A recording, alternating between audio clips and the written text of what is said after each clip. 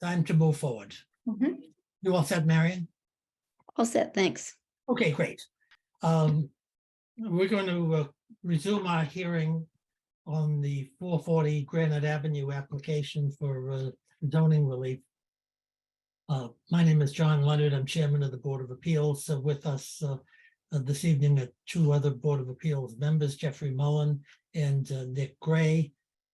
This particular application has been continued to this evening to give the applicant time to reconsider the application as originally filed.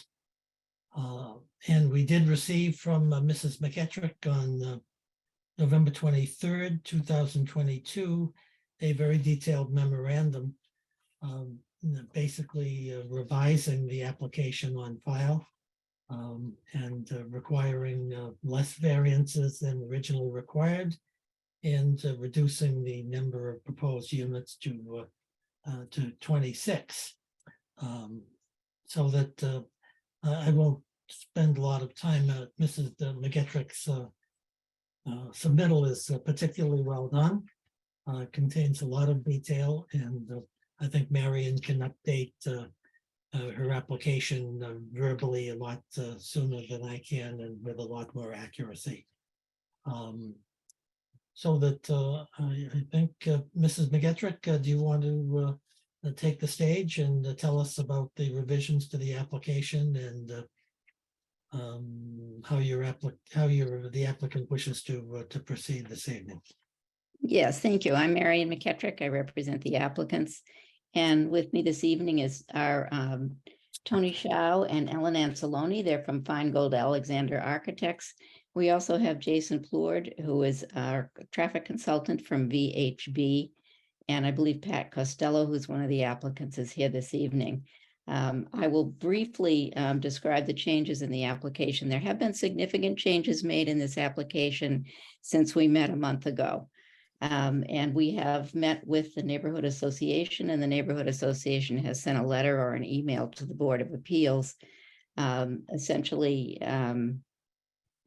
agreeing or expressing pleasure, I guess I'd put it that way, with the fact that we've reduced the height of this building from 5 stories to 4 stories, the number of units from 34 units to 26 units, and the overall height of the building now is 53.2 feet, and with the enclosures on the roof and the elevator opening, it's 61.2 feet.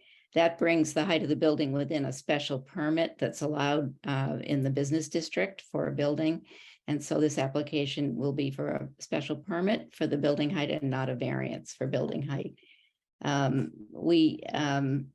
So basically what's happened is this height issue has been a continuing issue. It was an issue last year. And at the end of the site plan hearing, and after the hearing had been closed, the planning board had some discussion about an additional condition relating to density. And as it happens, that they talked about was a density of 26 units for this building rather than 34. As you know, if the Board of Appeals is willing to consider the variances that we are asking for in the special permit, the procedure here is that we would ask for a continuance in order to go back to the planning board, because we have to file for site plan approval again. And the refiled application will be for this modified, smaller building that we're going to describe to you tonight. I also provided some explanation and arguments for the variance and special permit in my memo. What I propose to do tonight, with the permission of the board, is I'd like to ask Tony Shao to show you or show the public the changes in the design. I don't expect this will take a great deal of time, but we want to show you exactly what's been changed and what it looks like. After that, I'd like to ask Jason Plourde, our traffic consultant, to briefly summarize the effect of these changes on the traffic impact and say a little bit about parking. We do have a video we can show you of the parking system, this automated and closed parking. If you would like us to do that, we will do that after the traffic consultant speaks. And as you know, I've also, I believe the applicants have met with some of the members of the East Milton Neighborhood Association at a parking facility in South Boston to show them how this works. We met last year with members of the planning board to show them how how the parking facility works. And we are certainly available to meet with members of the Board of Appeals should they want to see how this type of parking works. We have a South Boston facility that is allowing us to bring in visitors to look at the operation. So will that be acceptable then to have Tony Shao show us some slides of how the building design has changed? Yeah, absolutely, Marion. Just let me ask you one question to, my mind may have been asleep when you started talking. After you do your presentation and have your experts summarize the changes and whatever, do you then anticipate requesting a vote from the board on this particular application, or a show of support, or how formal do you want us to be, so that you can and then go back to the planning board? We're going to ask you for some indication of whether you're going to consider granting these variances. You may not want to take a final vote because there could be information that would be useful to you from the planning board process. But the planning board really needs to hear from the Board of Appeals on this decision about the variance and special permit. This was a huge hole in our site plan application last year because site plan review requires that any zoning relief that a project need be granted already, or at least be, have been reviewed with the Board of Appeals, and the two boards would kind of work in sync in terms of making final decisions. It's true, you could issue a decision with conditions saying that the site plan approval has to be granted, and if the board wanted to do that, certainly we would have no objection, but we do need some indication from the board tonight as to whether it makes sense for us to go back to the planning board and apply for site plan approval. So at the end of tonight, we'd be asking you to give us some response and feedback on that question. Okay, that's perfectly fair, and I suppose that's the type of matter which is better determined after we've heard from you and from your witnesses. And so, and I think that that approach, whether we vote tonight or whether we just give an indication of finding this, you requested variances and special permits seem reasonable under all the circumstances. I suppose we can decide that at the end of the night, and I can get my comments from Mr. Mullen and Mr. Gray as to how they prefer to do it. I do think the procedure that you mentioned is one that we've followed on several applications over the years, particularly where there's significant interplay between the Board of Appeals and the Planning Board, and I think it's worked very successfully, and we have a lot of confidence in the Planning Board, and we need their assistance and we welcome it. So why don't you proceed, and we'll see how things go. Thank you. So Tony, are you able to share screens with us to show us these slides of the new building design, or the downsized building design? Let me see if I can pull this up.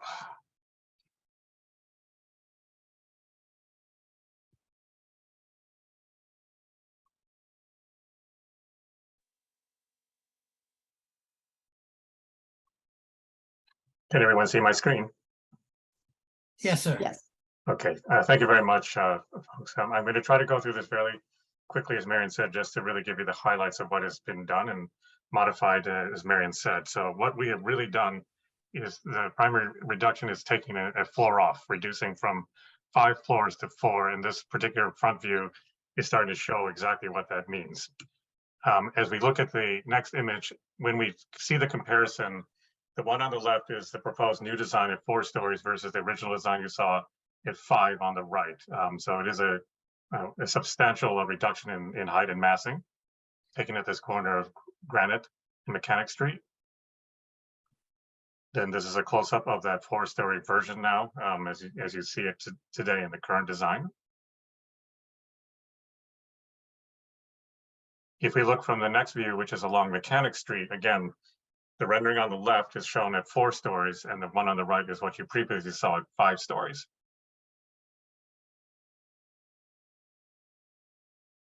And again, when one sees this much closer up, this is how it now appears in the current design as it relates off of Mechanic Street at 4 stories.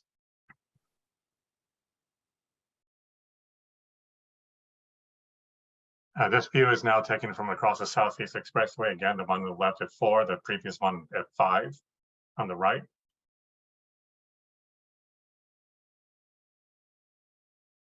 And a close-up view of the from the Southeast Expressway. And I will note also in this current design, we have also kept the setbacks on that top level in this current 4-story scheme. So that is why you're seeing a sort of stepping back at the corners, and that's what happens on the rear as well. So we kept that going too. And then at the ground level at the intersection of Mechanics and Granite Ave, this is what you previously saw. That particular view doesn't really change that much from this close-up perspective, but the idea is still the same, to maintain retail frontage here at the corner. And previously, we also showed this looser sketch closing in on the entrance to the residential portion of the building along Granite Avenue.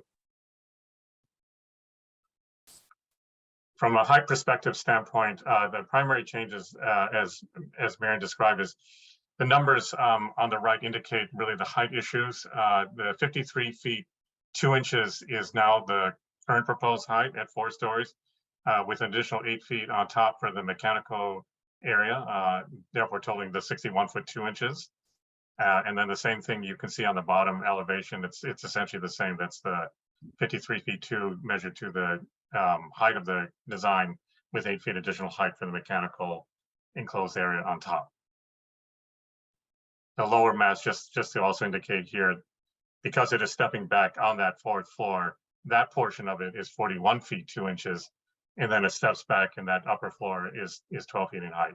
Again, totaling the 53 feet 2 overall. On these other elevations, this is really more the rear elevations that really faces towards Mechanic Street. The same height issues that you saw before. I think the other thing, just for point of clarification, as we described previously, there is a stepping down mass that is occurring in part here, which is above the lower level, and then it steps up here to the 2nd floor, which creates those roof terraces on the back. So those respective heights are 10 feet 4 and 18 feet 8 as it steps in the rear. This chart here basically summarizes the overall facts. The parcels, of course, is still the 20,212. Now the residential and the parking internally combined total 56,086 square feet. And the overall height of the project is now 53 feet 2 inches. And as Mary said, the count of the units has reduced from 34 to 26 units, of which 24 are 2-bedroom units, 2 are 1-bedroom units. And within that whole count, 3 of these are affordable. Also, we'll say that the retail has also been reduced to a single retail at the corner at 1,500 square feet. And with regard to the parking information on the right, we still maintain the 38 stacker automated parking system that is strictly dedicated to the residential spaces. We also have 1 garage residential loading area and 2 handicap parking spaces, therefore a total of 41 interior parking spaces within the building. And then in addition to that, we have 6 outdoor commercial parking spaces on the rear off Mechanic Street, which I'll show in a minute, which during the daytime will basically be available for the visitors and commercial use from 7 a.m. to 6 p.m. and at nighttime from 6 p.m. in the evening to 7 a.m. it essentially becomes visitor spaces for off hours. Therefore, the total parking count available for this project, including those 6 at the back and 41 inside, is 47 spots. In terms of the residential parking to unit ratio, again, during the daytime, we have 41 spots available for 26 units at a 1.57 ratio. And then at nighttime, when those 6 spaces at the back become available for visitors and additional parking, therefore the nighttime parking increases to 47 spaces for those 26 units at a 1.8 ratio. And we'll again see at the front, we still have proposing 3 loading, pickup, drop-off spaces for access off Granite, but that's not counted in this total number here. And we still maintain 40 bike store parking spaces in total between the first floor and the basement.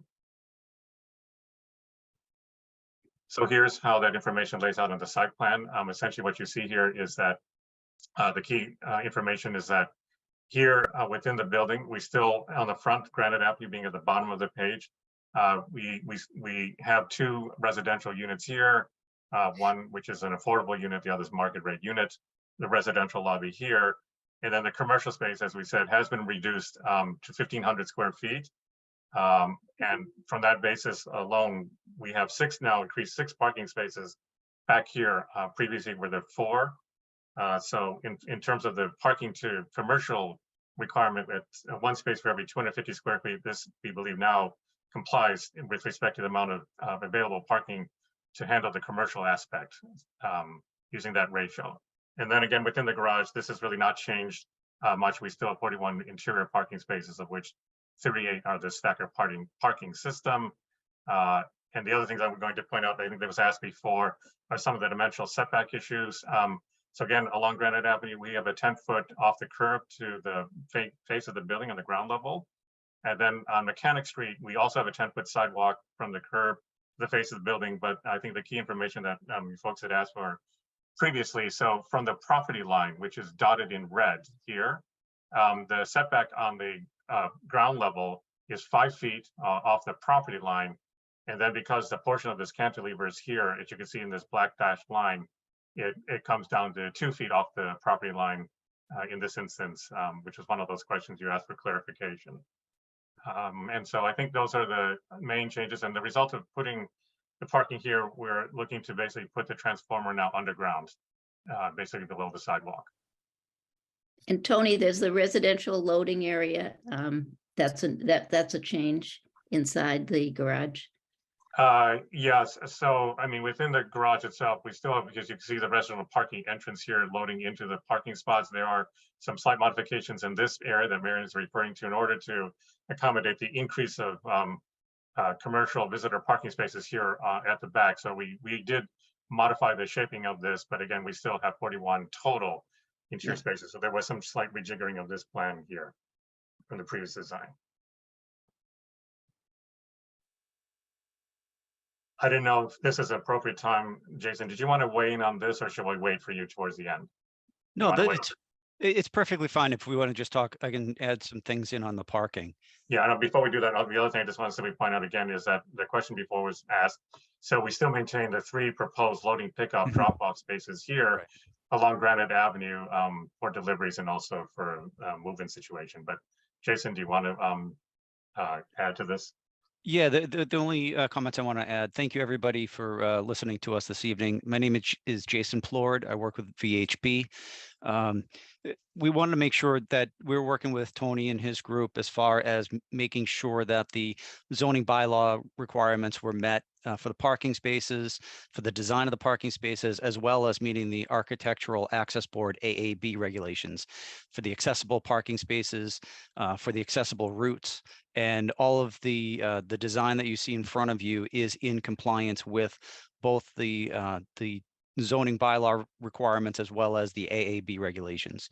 So I just wanted to kind of add that back in there.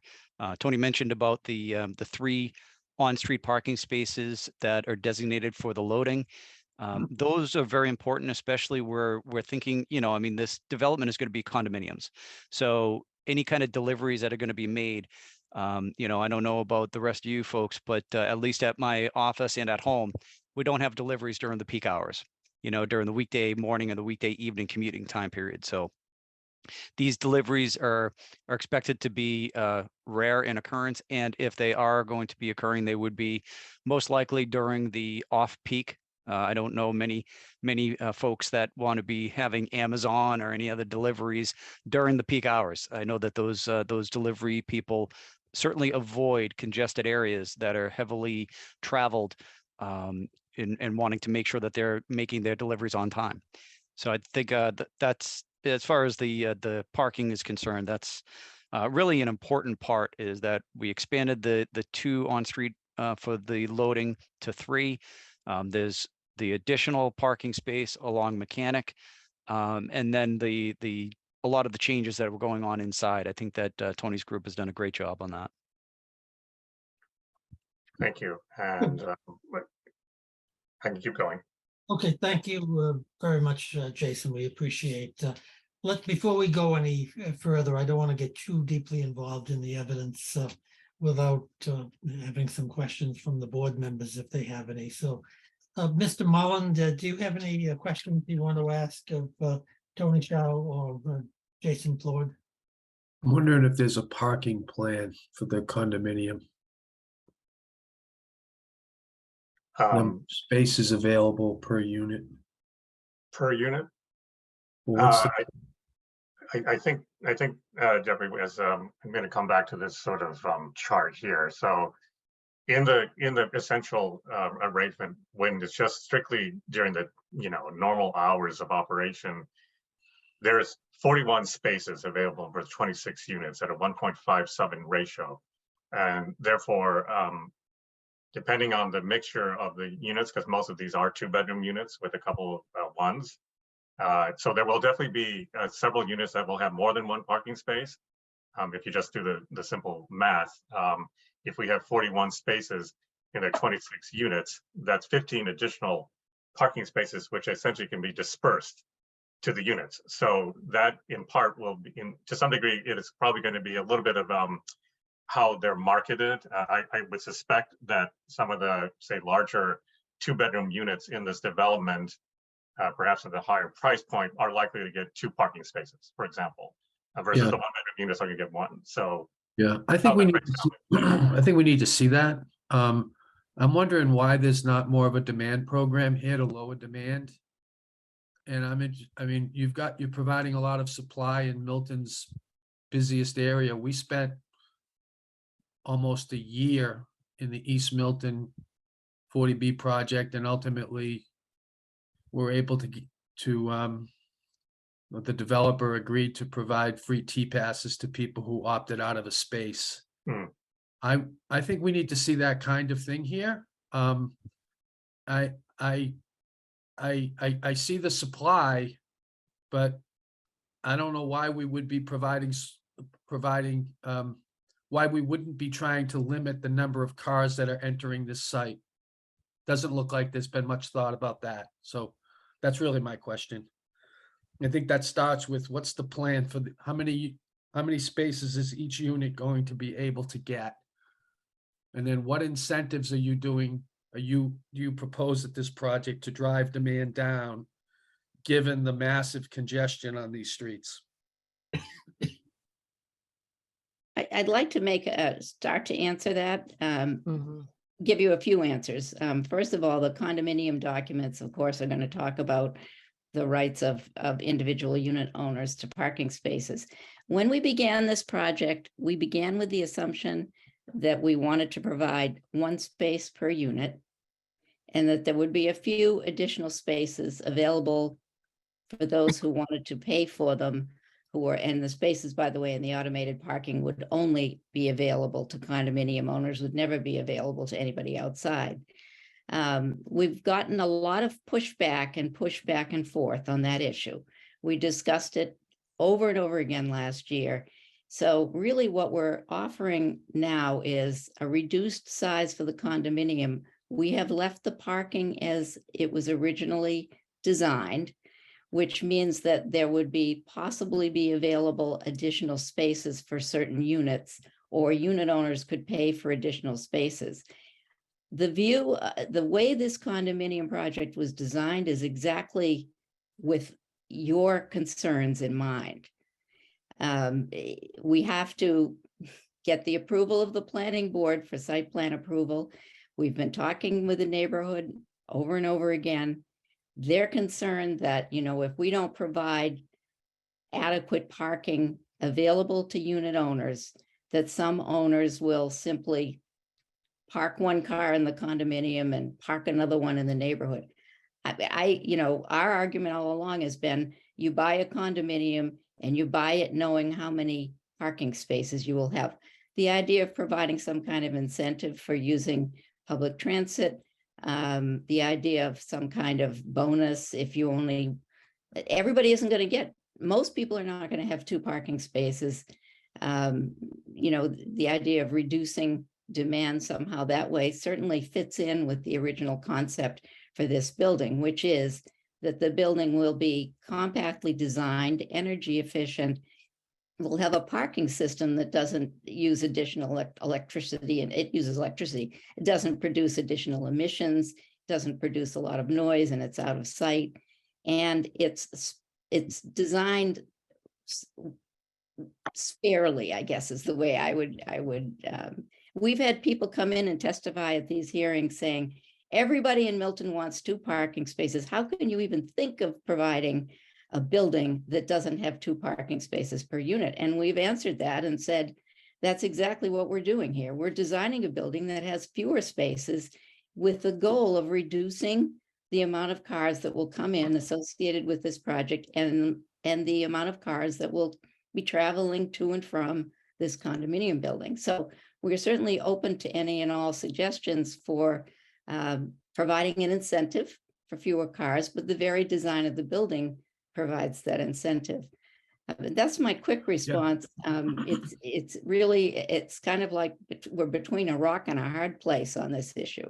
I don't know. Because- I'm gonna, let me just tell you what I think we really need. You got 26 units. I think the board needs to know how many units are going to be dedicated and are going to be marketed with the condo, and whether or not the developer is going to, for example, limit 1 dedicated space per unit, leaving the remainder available to the rest of the condominium community.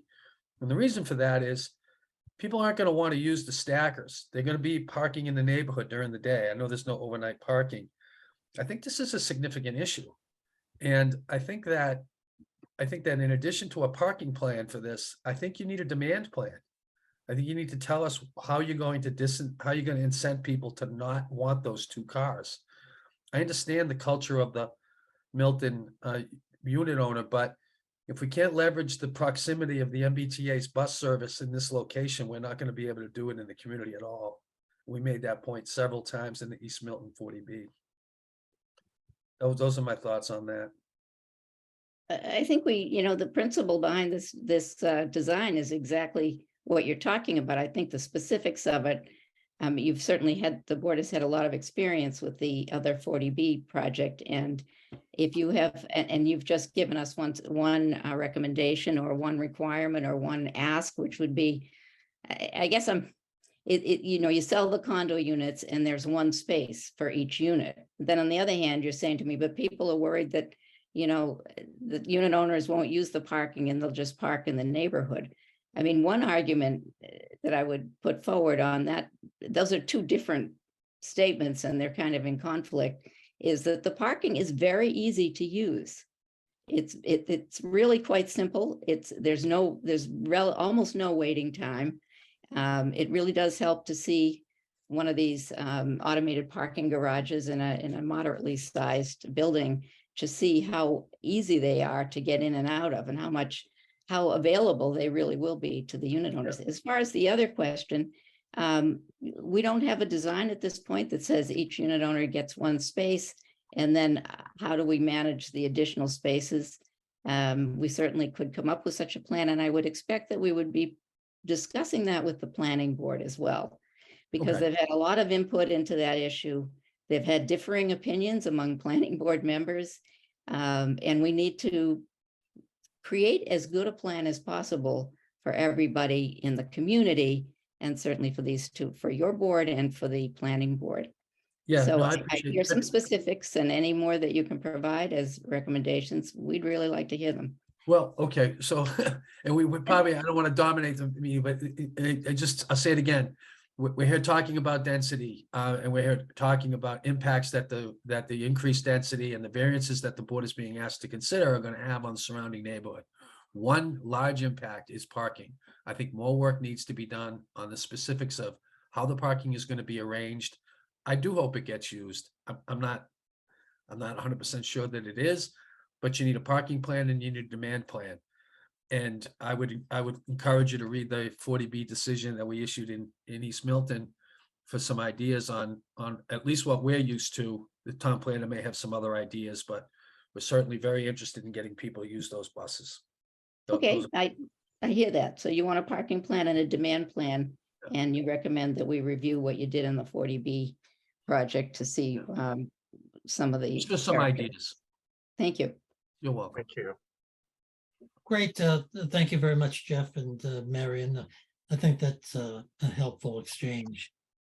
We did spend a lot of time on that issue with the Corcoran 40B project, and I think the issue was resolved in a satisfactory manner to all parties. So taking a look at that decision may provide some assistance, and Jeff is particularly skilled in this area.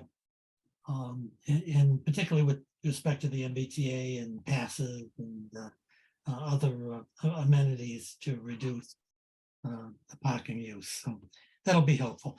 Jeff, excuse me, Nick Gray, do you have any questions of either witness? Not at this time. I think I want to wait until I've heard the entire presentation. Thank you very much, Nick. I don't John, have. can I ask one more question? Once again, go ahead, Jeffrey. It wasn't clear to me, is the use of the commercial space going to be limited to, it has to close at 6 PM? Is that what we should infer? Yeah, that's not only an inference, that would be a condition that we discussed with the planning board, which was that the commercial space would only be open until 6 PM. And what's therefore, driving the that, parking Marion? spaces would be available for guest parking after that time for guests and residents. What's driving the closing of the commercial space at 6? Is that a neighborhood request or? Yeah, basically, yes. Okay. Again, that's why interaction between this and the planning board process is the most useful way for this to take place. But yes, that's what we have discussed with the planning board.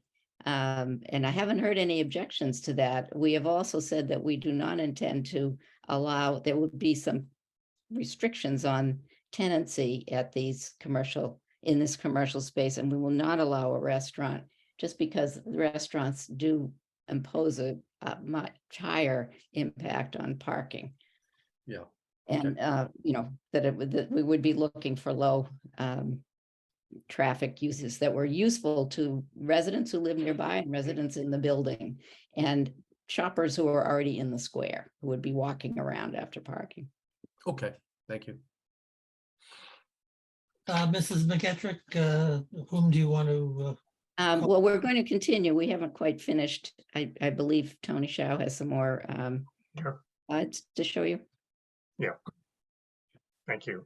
So these plans, I think you have seen before, but just to continue the presentation, so this is the lower level parking garage system, which shows the stacker arrangement. Again, we have a very short video clip if you wish to see that. And then the additional essentially storage units for the units, and then of course bike storage as well, all accessible by the elevator. With respect to the second level plan here, this again shows the disposition of these condominium units here, predominantly 2 bedrooms. One of the affordable units is shown here. And then here you can see that what I described before, this is the level 2 terrace, which is 18 feet or so off grade that services these units. And then this lower section of the green roof is covering that portion of the parking area and the garage area below it. Level 3 plan looks very similar to level 2 plan, pretty much. And then the level 4 plan, again, just shows fewer units here. And then this plan is showing the setback along the perimeter here at approximately a 5-foot setback along the entire edge on the rear and on the sides to reduce the massing in bulk. This again is the stacker parking system that's shown previously. It's a 3-level, 2 up, 1 down. And then these shadow studies, I think were asked, and there's a little bit further developed. So this is now the shadow studies in the reduced 4-story scheme. The top set of rows is taken in June at 9 a.m., noon, and 3 p.m. And the areas colored in the light purple represents the new shadows cast by this proposed design. Again, as a reminder, the bulk of it is massed towards Granite Ave to keep its height and bulk away from the rear. At September at 9 a.m., noon, and 3 p.m. Again, you can see in purple how the shadows continue to cast over the course of the day. Underneath each of these drawings, it represents the gray is existing shadows that are cast from the buildings that exist there now. As we come into December, of course, December being the steepest shadows because the sun is lowest in the sky. Again, at 9 a.m. shown here, noon, and at 3 p.m. And then coming back to March, which is very similar to September, just as the other opposite season, again, March at 9 a.m., noon, and 3 p.m. And then finally, as we get in a little bit closer into shadow study, so here we've got a little bit of a large, we're looking at the worst case scenario, which is the existing shadows at 9 a.m. from the existing buildings that are shown cast in purple here. Is what they cast now.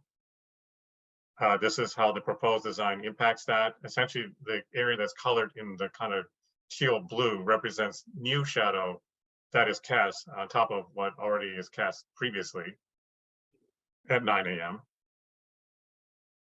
If we look at noon, again, these are the existing shadows cast in purple. This is how the additional shadows shown in the terracotta blue, the blue cast beyond the existing, excuse me. And of course, at 3 p.m. when the shadows are the longest, this is what is currently cast from the existing buildings on the site now. And again, the area in the blue just represents what the additional shadows that are cast beyond what already exists from the purple. And that concludes our presentation for the revised design. Thanks, Mr. Shaw. Let me just ask you one question on the stacker system short film that you have. What's the running time of that film, approximately? 16 seconds. Okay. Is that okay? You want me to show it? I think why don't it's so short. Why don't I'm not even going to ask my colleagues whether they want to see it or not. Why don't you show it? We'll have it part of the record. I'm going to try to pull up. I hope this animation works. So bear with it. If you can't see, can you see the screen? Yes, sir. Okay, I'm going to just start this clip.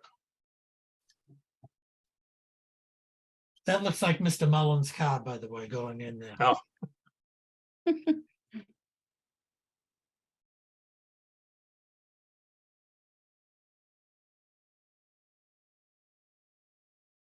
That's it.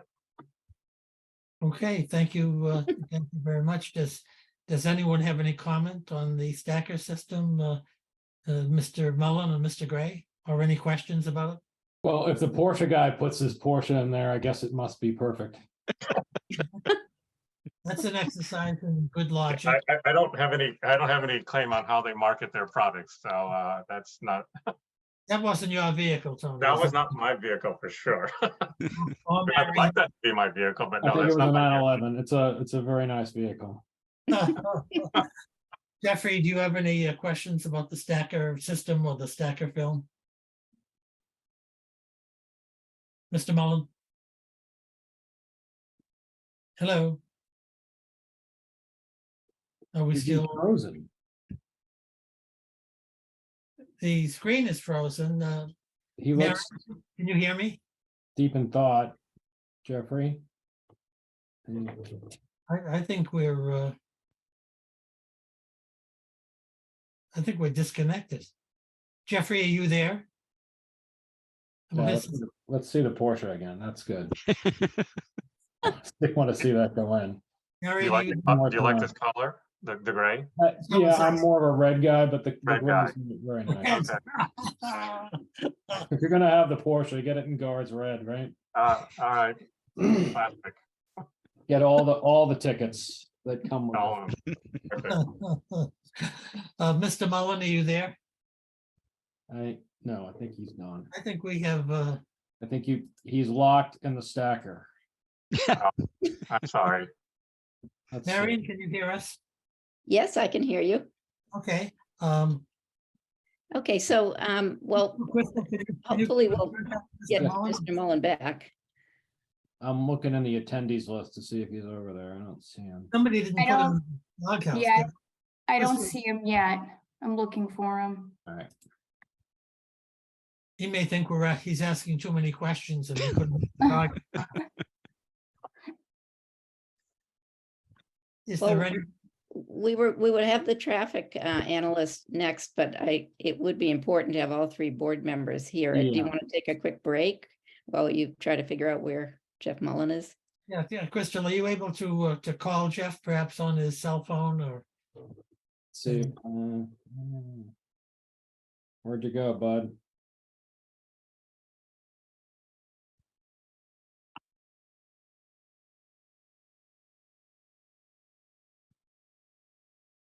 Oops. Excuse me, I'm gonna see if that's my phone. Oh.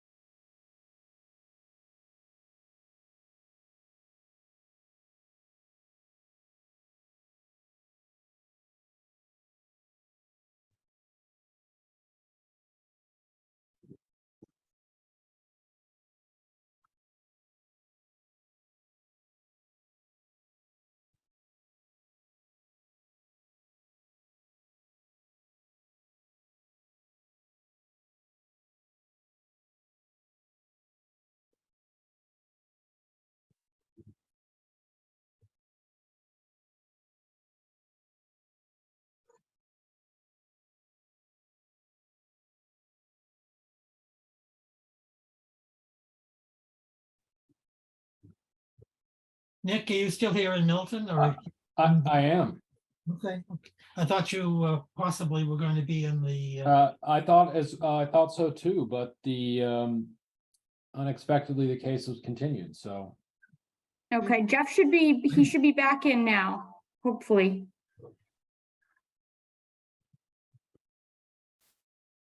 Jeffrey, are you there?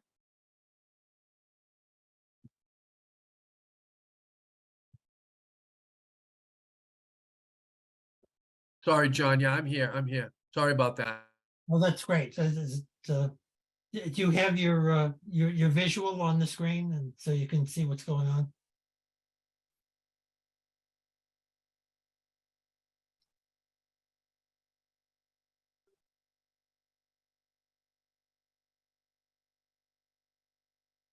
I'm sorry, John. Did you ask me something? I just wanted to be sure that you could see the screen and. Yeah. I'm sorry. Yeah, I can see it. I don't know what happened, so I can see it. Sorry about that. Okay, it must have been some rival Foley Hoag that's trying to I don't think it was. interfere with our program here. I don't think it was. Did you see the Stacker film for 16? I did. Yeah. Okay, that's great. So Mrs. McGettrick.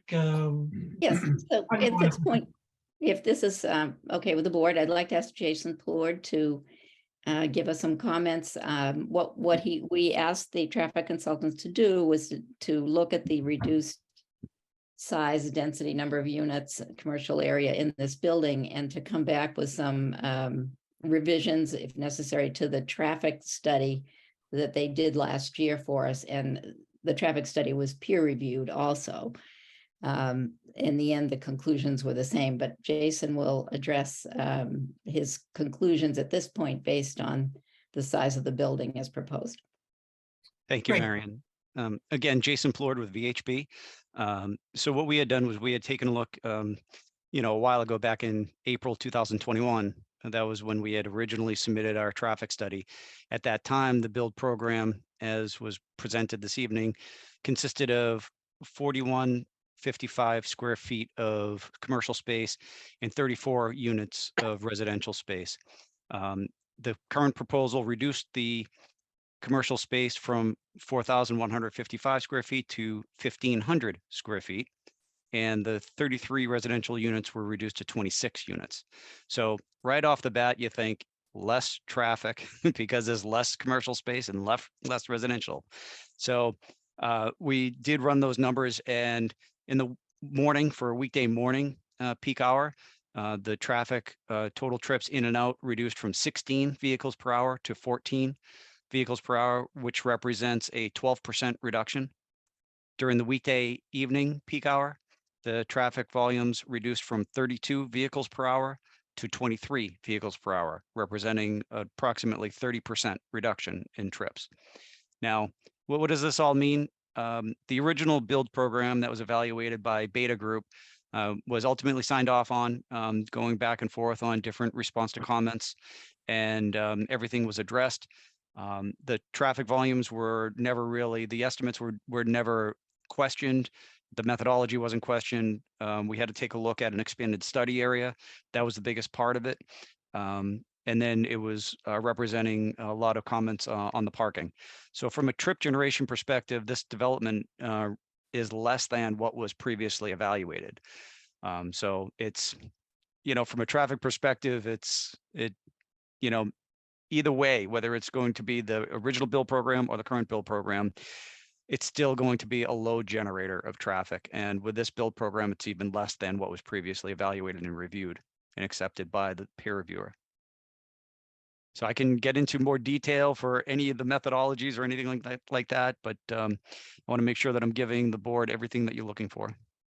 No, I think that's a fair summary to at least prompt some questions if we need it. Jeff Mullen, do you have any questions regarding Mr. Lord's recent testimony on the traffic study? What's the level of service in the peaks? So we know that when we are talking about at the signalized intersection up at at Granite Ave and Boulevard Street, we know that there's long delays, there's long queues at that intersection. We know that the traffic frequently stacks back to Mechanic Street. That's not a doubt at all. What we had done was we had gone out there and we had evaluated the gaps in the traffic stream when we were having the residential trips exiting the garage or from the parking spaces along Mechanic on the property.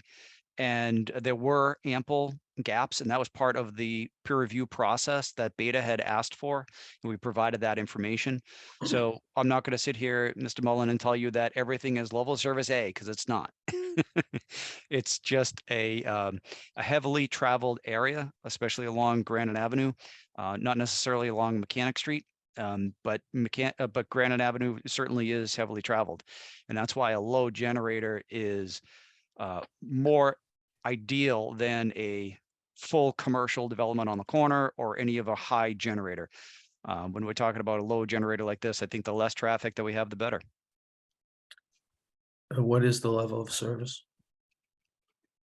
Let me look it up in the to make sure that I am presenting it accurately to you.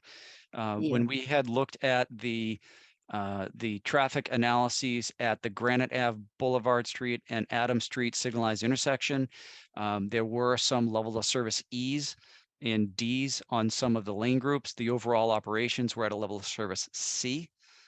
And then when we are looking at, so that was for the 2027 no build and build traffic volume conditions for the weekday morning and weekday afternoon time periods.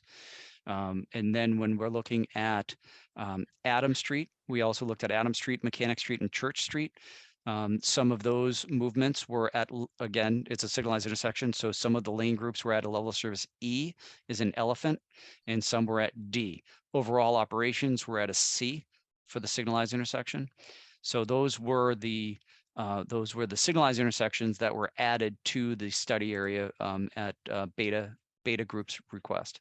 Are there any, is the level of service modified, or have you not done the analysis to figure out whether or not there's a change in the level of service projections with the reduced density? So with the bigger build program that was previously presented, there was no change in the levels of service. So with a less of a generator, you would expect that those results not to change. Okay. Okay. You Thank also had level of service ratings for Mechanic and Granite Ave, and I think it was B, but I don't have the study in front of me, Jason. Is that something you wanted That- to mention? Yeah, so that at the unsignalized intersection of Granite and Mechanic, those were at level of service B, as in baby. And that is, and that's where Beta Group had asked questions related to the queuing that stacks back along Granite Avenue from the signalized intersection at Boulevard Right. Street. So that was all evaluated as part of the peer review process. And you know, this development program that we're presenting this evening is even less of an impact than what was previously reviewed and accepted. I don't want to say approved, but accepted by Beta Group. Do you know what the modification is in the trip generation when you compare the current land uses to the proposed? Sure. So what we had done was we had taken a look at the existing, and we wanted to use a consistent methodology. So instead of going out there and counting and then comparing it to Institute of Transportation Engineers trip generation information, we wanted to do an apples to apples comparison. So what we had done a year ago for the comparison was ITE, Institute of Transportation Engineers, trip generation information for the existing uses and the proposed uses. And we use that same methodology with this build program. So based on the existing uses and what's here in front of us this evening is that we would be generating a total of 9 additional trips in the morning. So 2 additional cars entering and 7 exiting. And in the afternoon, we would, in the afternoon being 4 to 6 p.m. Additional, correct, additional. And then for the weekday evening between the highest hour between 4 and 6, again, another total of 9. So 5 extra cars entering and 4 extra cars exiting. Thank you. And in comparison to what we had previously had, we had 11 additional cars in the morning and 18 additional in the evening. So 9 versus 11, 9 versus 18. So we're having less than what was previously reviewed. Okay. You have any other questions, Jeff? Is there an image showing where the garage exits or where the driveway exits onto the public way? I mean, on the public sidewalk? I think that was in Marion's memo. You're talking about the commercial parking spaces? Yeah, you indicated that was Yeah. one of the things. That Talk will about still that. require a variance because the bylaw requires that you not cross a public sidewalk to exit from a parking area. It is, so the point at least that I made in my memo was Mechanic Street is a short street. It is a one-way street, and it has a few residential homes on it. It's residential further up. And all of those homes have driveways that they have to exit over the public sidewalk from. Most of them are narrow driveways. One might be wider, but it's not, this is a very small parking area. It has 6 cars in it. And so, you know, you'd have to decide whether there's an undue impact or whether it's safe or not safe to design it this way. Our goal here was to provide as much area as possible on the site for the use of the commercial units. So during the day, the effort here is to keep those visitors who do drive here to go to that commercial space, to ensure that we had adequate parking on the site for those visitors at a ratio of 201 space for every 250 square feet of space. So we reduced the amount of commercial space, considerably, and we increased the number of on-site spaces. Now, again, apropos of your question earlier, Jeff, the original analysis that we produced for this development was that we would have fewer spaces. We would have more commercial, you know, in order to improve upon, right now, this area has about 1,500 square feet of commercial space, but to improve upon that. And our argument was that, you know, these commercial spaces will be used by businesses that will attract, you know, residents, people who live nearby, to provide services or goods that customers already in the square are likely to walk down to this area to frequent or visit. And that we were trying to minimize the parking available in the spirit of not encouraging more cars to come in here and park. Mhm. So that's the trade-off. And, you know, this is what we've done here does meet the standards in the bylaw. And I guess we'd be interested in hearing comments about that. Well, one of the issues that, you know, it jumps out at you on the site plan, Marion, is, and I see why you need the relief for it. There's really no sidewalk there. You know? Not now. Yeah. It Could will be there a better be- sidewalk when this is Could there done. be, could the curb cut in the public way be treated to make it look and feel like a sidewalk and still serve as access to the parking? Because you want to encourage more of a pedestrian feel, right? You'd like people to walk to that commercial space if you could, but they're really walking in the street. Right? If you're asking from a design standpoint, Jeff, if I understand your question correctly, so in the site plan, because there, as you said, there's a number of curb cuts, right? We have to access to these 6 commercial spaces as well as the garage. Yeah. And can we make this feel like, okay, yes, they're car access, but can we extend somehow whether it's paving, material, pattern, or something to make this feel more continuous, at least from a visual standpoint? Certainly we can look at that, because I think from the standpoint of what we're proposing, as we indicated, I'm going to just flash back quickly to the front rendering. Here we are proposing, all new sidewalk, much more dressed up, curb, brick, treated and wider. So beyond where you start to hit the parking access and curb cut, we can certainly take a look at what we may be able to do, at least vis-a-vis surface treatment, to try to not make it so much asphalt paving cutting across this public way. Yeah, I don't want that to be a proposal from the Board of Appeals, because I know that you're in the public way, and I'm imagining that the town, is going to have something to say about that. But one of the issues with these sidewalks in both cases is some of the sidewalks, that look like sidewalks is actually private land. And the problem that you've got at the parking area is you're really using up all of your land that would otherwise potentially be used to pull that 10-foot sidewalk all the way to the northerly property line on the side street, right? So I don't know, but I wanted to just dig deeper on that, because that's part of the request in front of the board. Thank you. But I understand. I mean, it is what it is, I guess. It's part of the project too. Okay, But thank you. I'm all Thanks. set, John. Okay, thanks, Jeff. Nick, do you have any questions, or are you going to continue to hold your peace? I'm gonna hold my peace until the end. I want to hear all the evidence before I say anything. Thanks. That's fine. Marion, the ball's in your court. At this point, if you'd like, I can go over some of the points that I have in my memo that I sent the board about the zoning relief that we're requesting.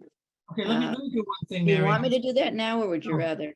have- Hold on just 1 second, because I think we're moving into a different phase here. Yes, And I don't want to get so detailed that we haven't had the opportunity to see if any member of the public who's present may have questions of either Mr. Shaw or Mr.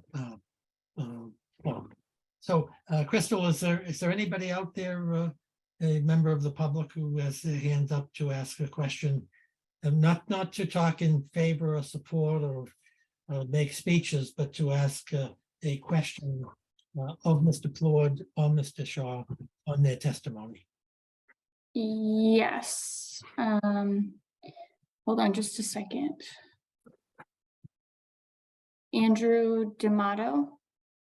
I'm just promoting him over. Yep.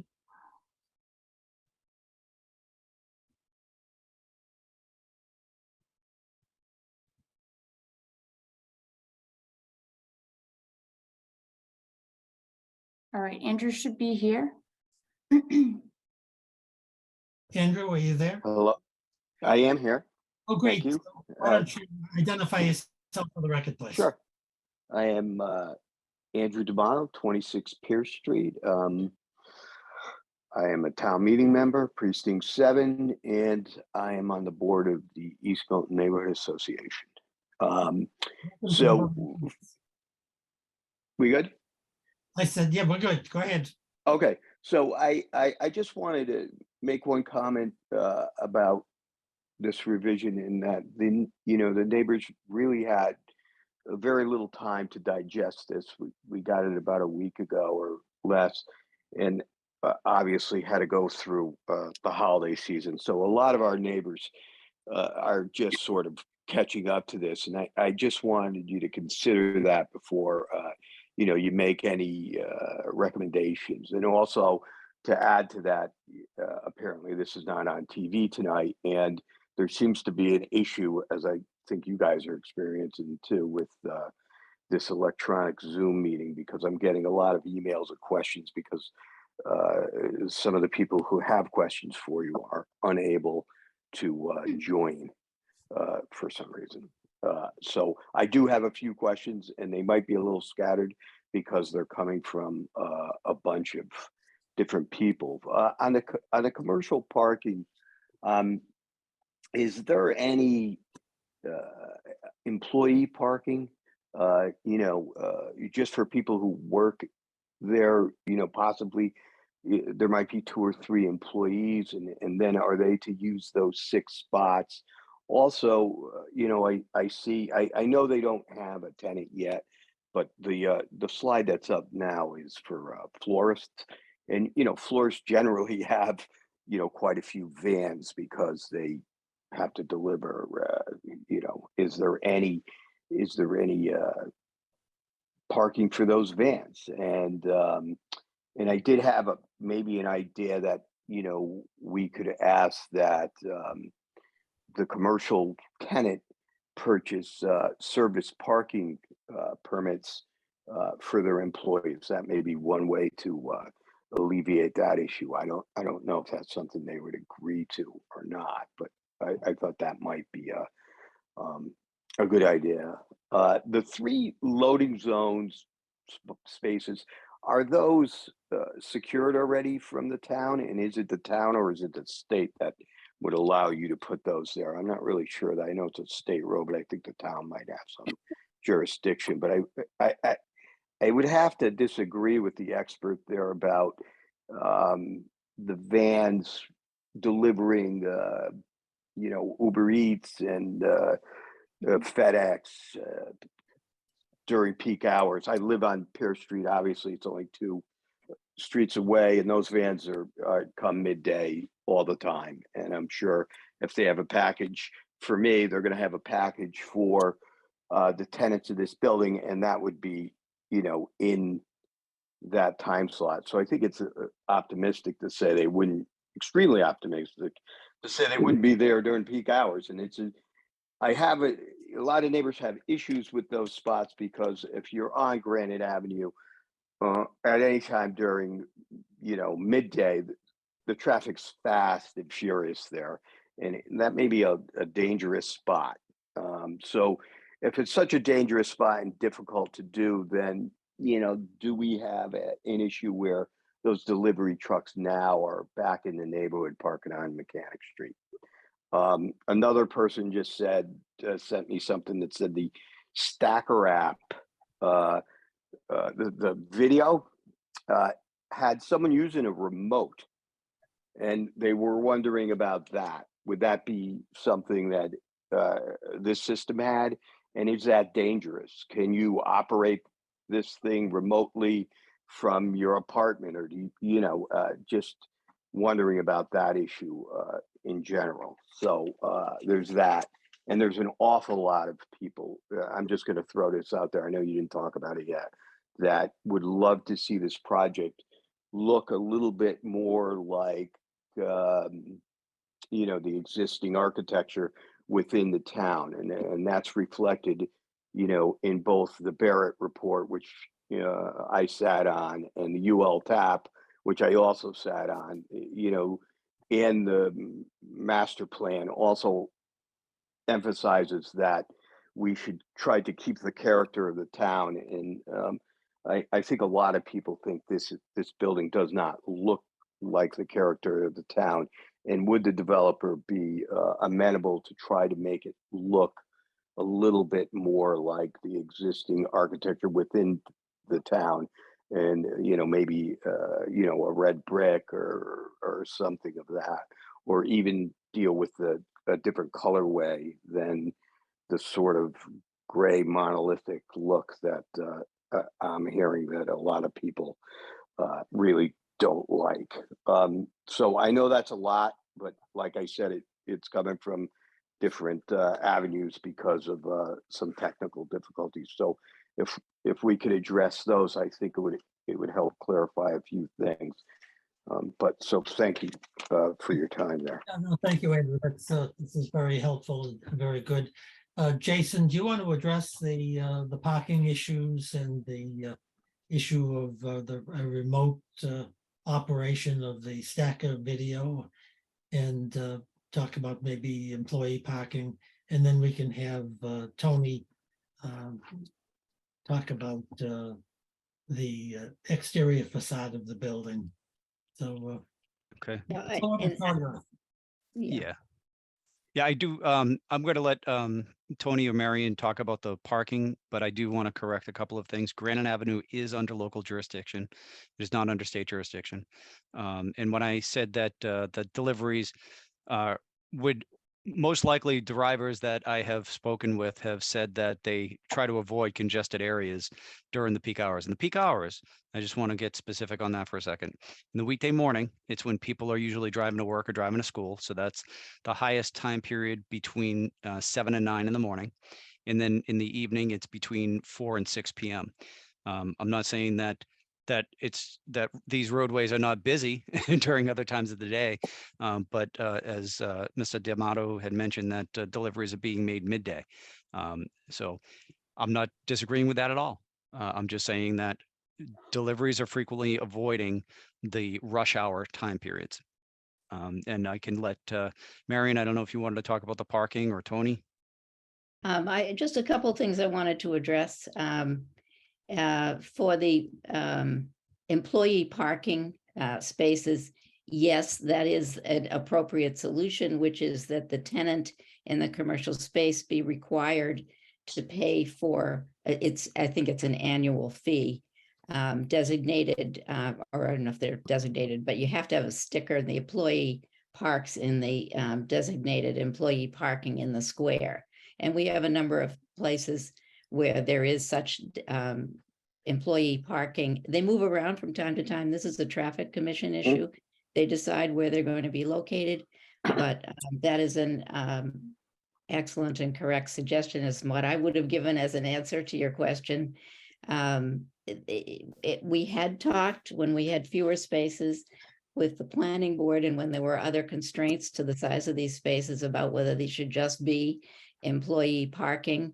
Now that we've provided more spaces, and we're really trying to provide for off-street parking for this commercial use according to the town's bylaw, I would say that the solution is to require that the commercial tenant, purchase parking spaces for each employee. Unless you have, I'm sure there could be some variation in that. An employee who doesn't use a car, or gets there by bike, lives in the area, and so on and so forth. But any employee that has to bring a car to work would need to, the business would need to secure one of those spaces. Let's see. Just want to look for a minute at my notes here. about the remote start. Oh, yes. Yeah, on the automated parking system, when we looked at the unit in South Boston to see how it worked, the demonstration for our purposes was to show us how a tenant would have a remote that they could use. They use it standing in front of the parking area to basically summon their car, or to close the gate, but they don't have to use a remote. There are buttons right at the left of the parking area that they use to do that too. As far as, I can't answer the question of whether you could use such a thing from a unit. That's not the demonstration we were given. It was not explained to us that you could, order your car before you would go downstairs. I don't know whether anyone else who's here tonight can answer that question, but we will get an answer in any case. Let's see. I guess those are my answers so far to those questions. Thank you. I know there were some design questions. Does Tony want to address the exterior facade of the building and whether it's in character or whether it should be modified to look like the existing structures that have been there for years? Okay. Let me try to pull up.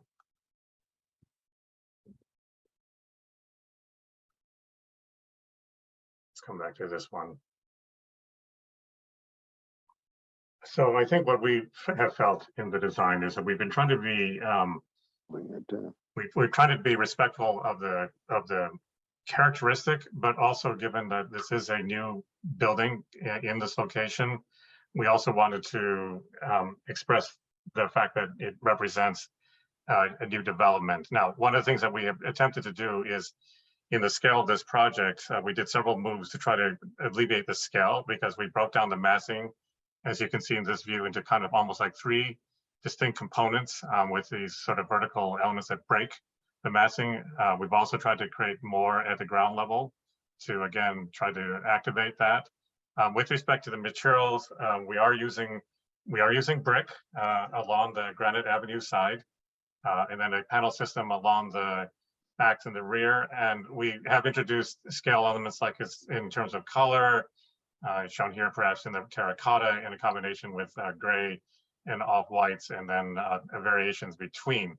I think that the characteristic of the project also, given that it is facing Granite, which is a very, very busy intersection, particularly when one evident from perhaps like this view, is that they're really, I think, to some ways also holds the bulk of the massing against the street. This is the side where the intention was to really push the volume towards Granite, and therefore, in terms of the scale of it, this is where we felt we had to try to contain it here, in contrast to the rear, where we try to step it back. And in contrast to the front, on the rear, we are looking at materials that we think are more complementary in terms of colorways, for example, to some of the houses, which often are clapboard and other instances. We are still quite a ways from the final selection of all the material pieces and the actual colors and all of those things. That is subject to a lot more review with folks here. But I think we do believe that the design is respectful. Yes, it is new, and I think it speaks to this particular project, and it also tries to do things within the confines of the design to mitigate scale and impact, and particularly in the current design, which is reduced, 20% the overall bulk and massing, which is substantive. Can I just comment on just the color and things? So Ellen Anceloni, Feingold Alexander Architects. I live in Milton. I've been here 30 years. Working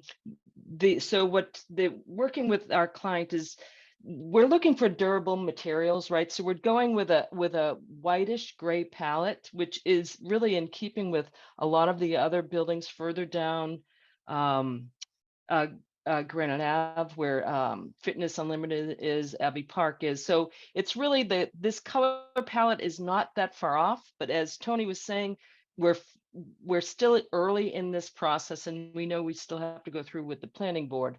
But I being a resident, take my job off to the side. The color palette currently is not foreign to the center of town. Okay, thank you. Thank you for your comments. We appreciate it very much. Crystal, is there anybody else that has a question? There is.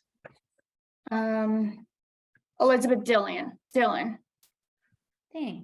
Hi. Can everybody hear me? My name is Elizabeth Dillon. I'm also a member of the East Milton Neighborhood Association, and I live at 79 Governor's Road. My question was really for Tony. If you wouldn't mind pulling back up the depiction that you can see the width of the sidewalks with the The close-up measurement, one? with the measurements. Oh, the measurements. Yeah, thanks. Yes. Okay. Yeah, sorry, let me find it. I think it might be at the end, but. Yeah, it's further down, yes. This one? Yeah, thanks. So I was a little bit confused with respect to the width. So it looks like that this planter that's on the corner here sticks out from where the actual building is. And then it seems like there are a couple of other areas where the measurements are from the widest part of the street, well, where the curb is, to the most setback part of the building. And, I'm a mother with two very small children. I'm always pushing a stroller. I'm concerned about the ability to walk around in East Milton Square.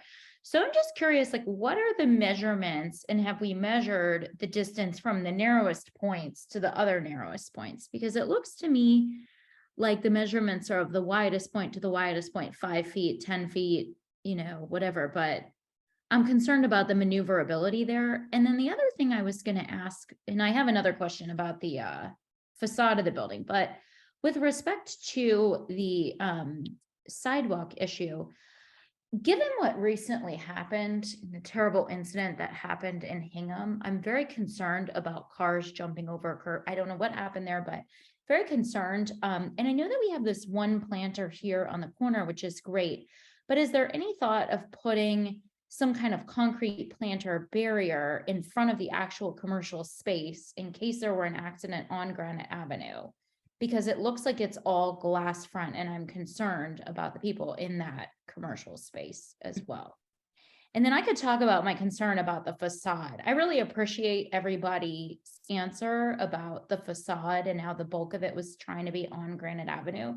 I do still personally think that it looks a little bit monolithic, and I agree with Andy's thought about the brick. And I wondered, has it been considered to have a brick or a fake brick-like appearance?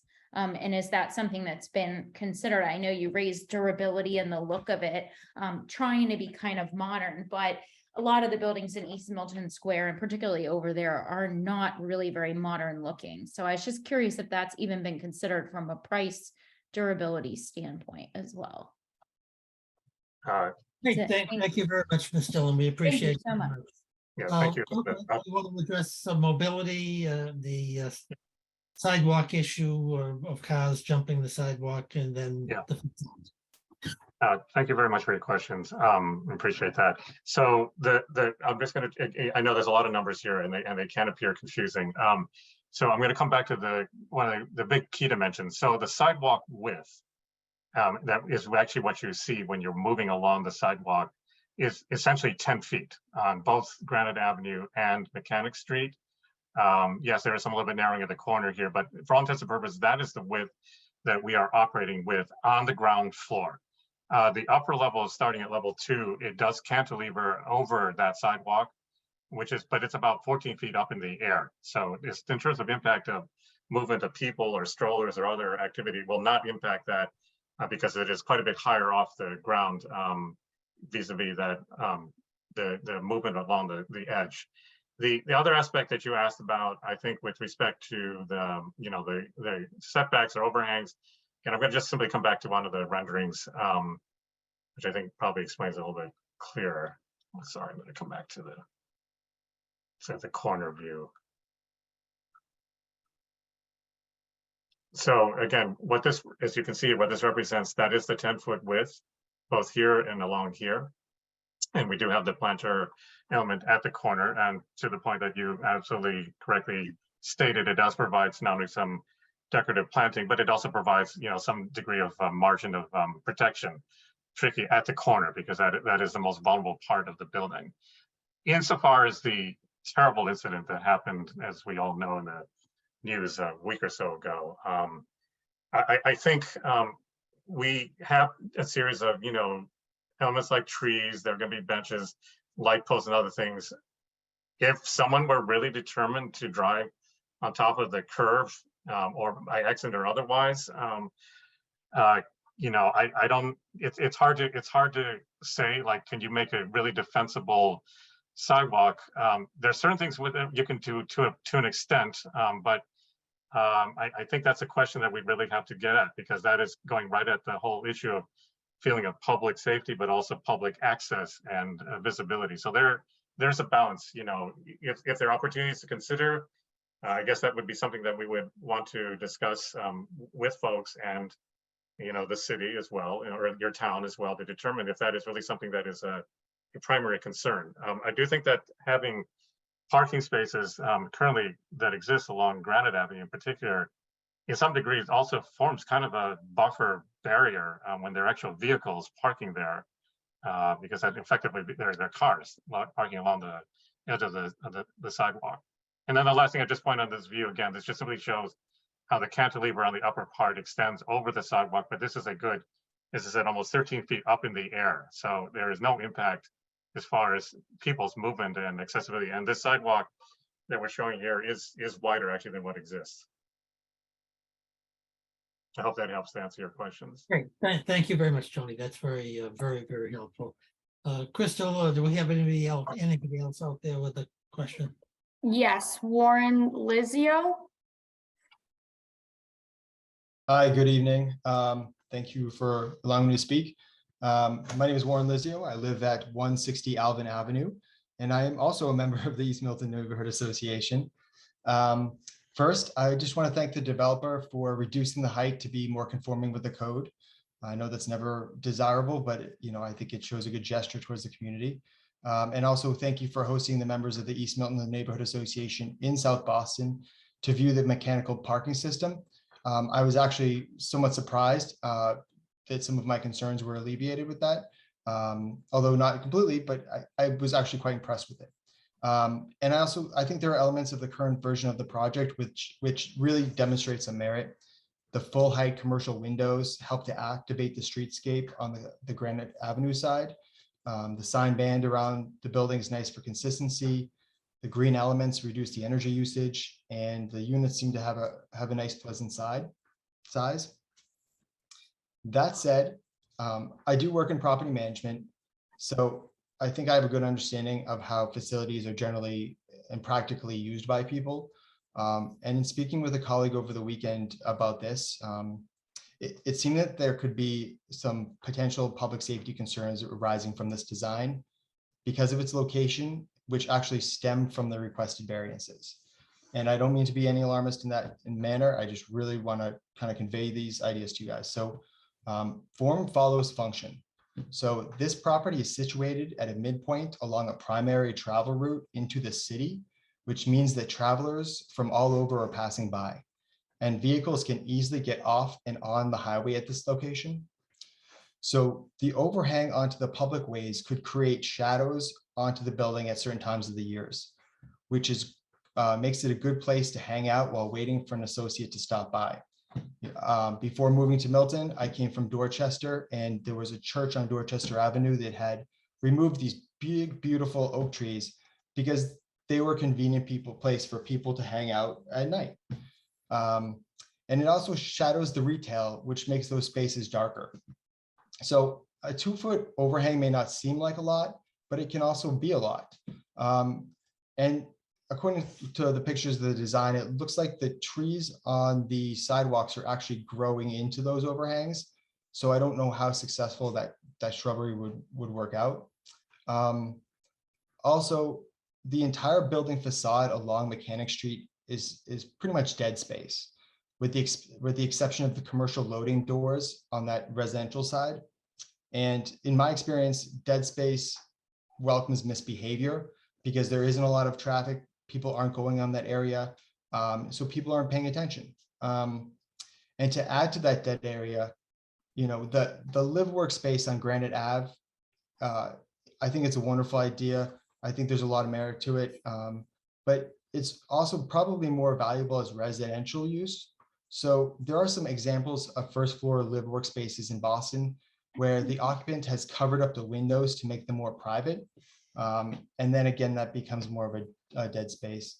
And then finally, the commercial parking over the public sidewalk, where the sidewalk width is narrowed to, I think it's only about 6 feet, is going to further discourage pedestrian access on that side, further, reducing traffic on the Mechanic Street. So,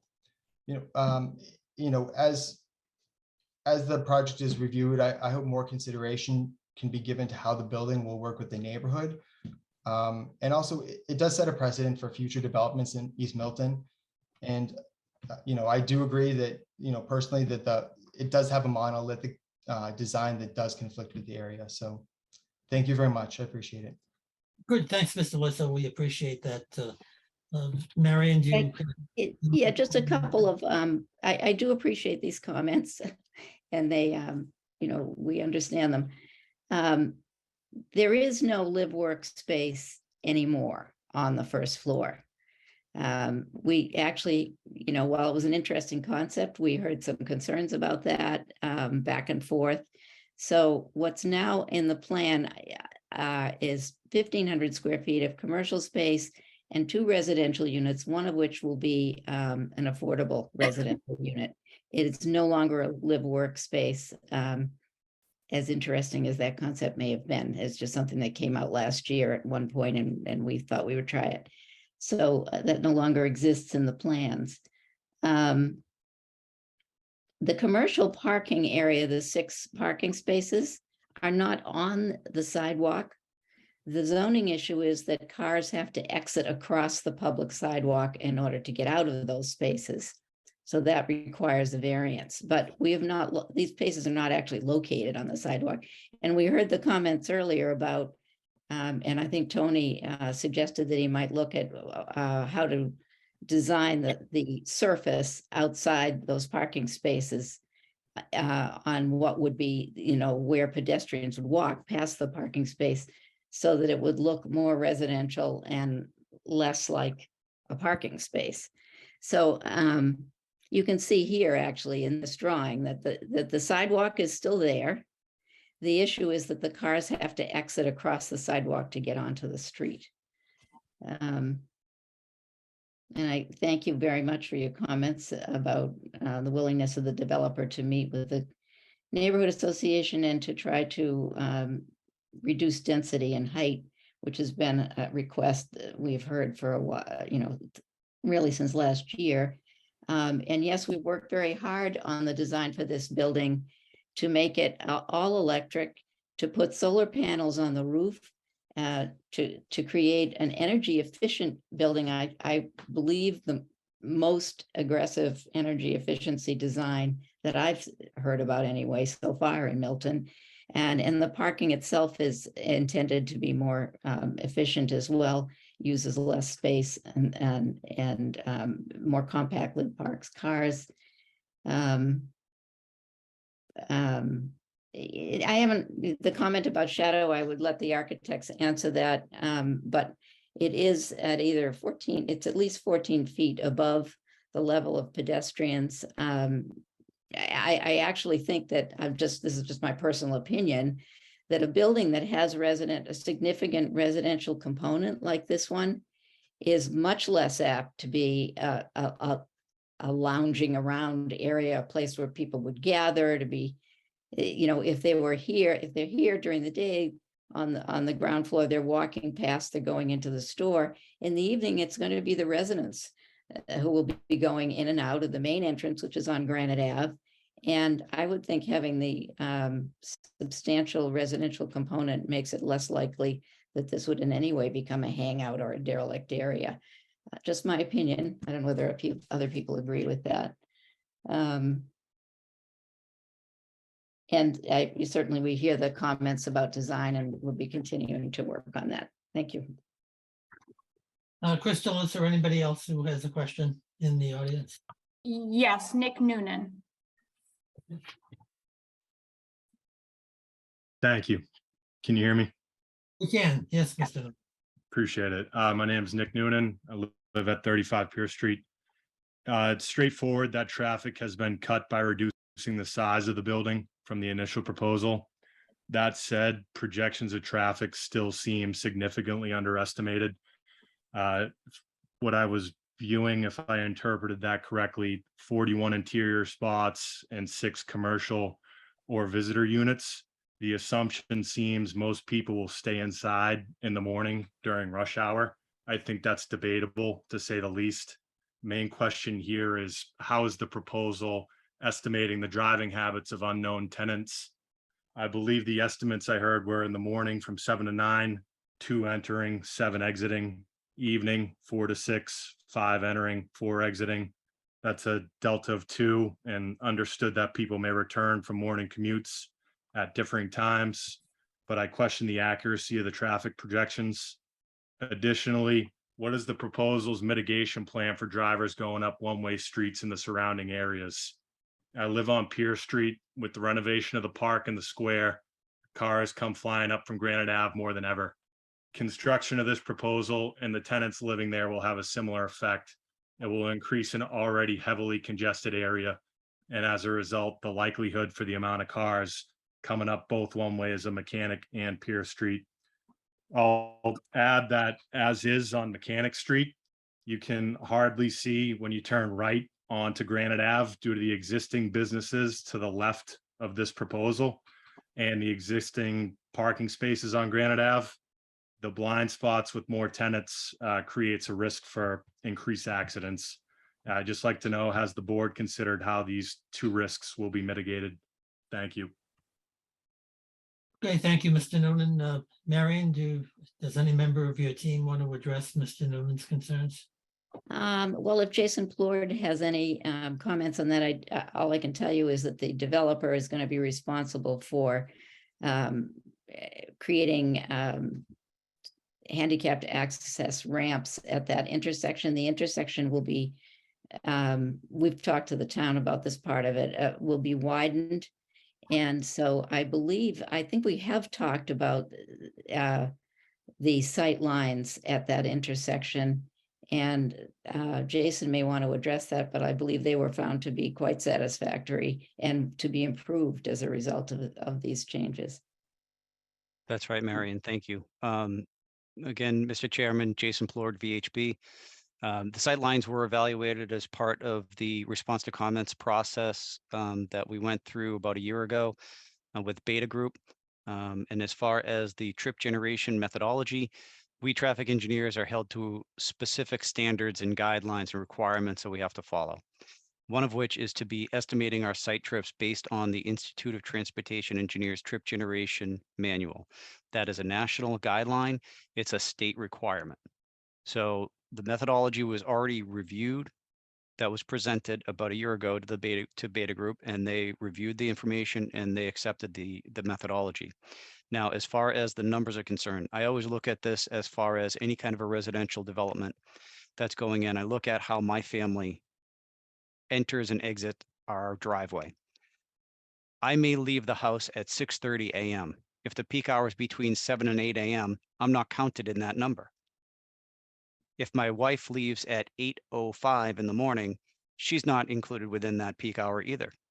So that does not mean that throughout the whole morning that cars are not going to be entering and exiting. It's during the highest hour during the weekday morning. So that could be any hour between 7 and 9 in the morning and any hour in the afternoon between 4 and 6. So by no means are we saying that we are over parking or under parking or anything like that. And trying to say that all 41 interior parking spaces, all those cars are going to be entering and exiting at the same exact time. That's just not realistic. And that's not based on the findings of the Institute of Transportation Engineers. Are those cars going to be entering and exiting throughout the morning? Sure. I'm not disagreeing with that at all. And that's why there are entering and exiting trips in the morning. People are going out and coming back in. Are they going to be coming back in at a different hour than they left? Possibly. And that's what the ITE methodologies show. So we are held to certain standards and requirements that we have to follow. And this methodology, like I said, was already approved by Beta Group. Great. Thank you, Mr. Plord. Ms. Crystal, do we have anybody else out there with a question? No, there's not. Okay, great. So Marion, how do we proceed from here? I just want to know if the board would like me to review some of the discussion in my memo on zoning, or whether they want to absorb that or have and don't want to go through that. I'm perfectly willing to review that memorandum. I'm not going to read it. It's too long. I'll just summarize it for you. I think- What would be your wish? Okay, unless I hear objections from my fellow board members, I think that's probably a very helpful endeavor. And not only would be helpful for the board, but we know that a lot of the interested persons to this application have that it's burdensome to be reviewing a lot of technical information, and some people may not have had an opportunity to do it. So I think your brief overview would just be helpful for all concerned. Thank you. Just a couple other things I wanted to mention. I did provide a memo, an email that was sent to us by the fire chief in, I think, September 2021, in which he stated that, you know, he had visited, he and other members of the fire department had visited the automated parking facility, and were looking at what, you know, sorts of regulations or rules they might impose, and they intended to work with the relevant state agencies and with Mr. Prondak. But we sent that question back to him again. It's been a year, and I haven't had a chance to send you this because we only received it today. So I'm just going to read it to you. This is from Christopher Madden, the fire chief, saying back to Ellen Anceloni. He states, "We feel comfortable moving forward with the proposed parking system. We had the opportunity to look at it and understand how it works. We do have concerns as to how to make it the safest, and we will be working with Joe Prondak, Milton's building inspector, also our public safety partners at the Massachusetts Department of Fire Services Code Compliance Office, as well as other fire departments that have these systems in place. I look forward to working with you and your team to make this a great and safe building." That question was asked at the last hearing, and I just wanted to state that we had gone back to the fire chief and gotten we have a written response, which I will provide to the board. Sorry, I couldn't get it to you before this hearing. Okay, so on the zoning issues, we have now, I'm going to start with the issue of use. This proposal requires a use variance because it is a multi-unit residential proposal, and it is a combined mixed-use proposal in the business district. And Milton zoning does not allow mixed use and does not allow a multi-unit residential building. So those are two variations in what's allowed in use that we are asking the board to approve. The reason for this request is the location, which is something that we've talked about with regard to some of these other variables that we're discussing. First of all, the construction of the Southeast Expressway in the 1950s dramatically changed this site, and it certainly changed the whole square. Before that, there was an open roadway in front here. There used to be the granite railway and then later a regular railway track. But once that was discontinued, the small village businesses that have been located along these are uses that stopped and started in East Milton Square. People who worked on these lines lived in the square. Those no longer were useful to anyone, and these small buildings that are on this site right now, they all date back to the 1800s. They've been modified a little bit, but they've never really been changed or redeveloped. And the reason for that is that this is just a very difficult site to develop. It's expensive to build a building here because of the intrusion of the expressway. So you might say, well, how is that different from the rest of East Milton Square? Well, this site is different because this site has no protection from the deck.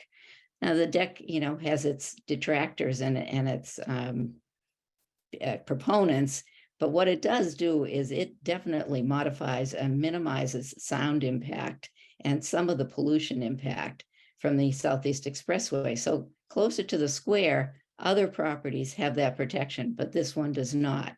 This is also the location of an off-ramp from the Southeast Expressway, as some have mentioned at this hearing tonight, which makes this a difficult site for development purposes. There's no protection here from the visibility, the intense noise, the high levels of vehicle exhaust at this location. Furthermore, this location is in the business district, but it's on the edge of a residential district. The parcel itself is a triangular shape, which means that it's difficult to site a building conveniently on the site. And this parcel is at the location of two streets. These factors combined make the redevelopment of this parcel very difficult. The allowed uses are one single family structure or one commercial larger business structure, a building housing small businesses and retail uses. We haven't seen that type of building constructed in the square ever. It's not to say that it will never happen, but there's only a certain demand for that type of space. And the real issue is parking. There's no large parking lot or parking area to serve such a building. So the concept here is to create a residential building can work if it has enclosed automated parking, because the parking can be kept out of sight and it can be located on this small triangular site and still be conveniently accessed by the residents.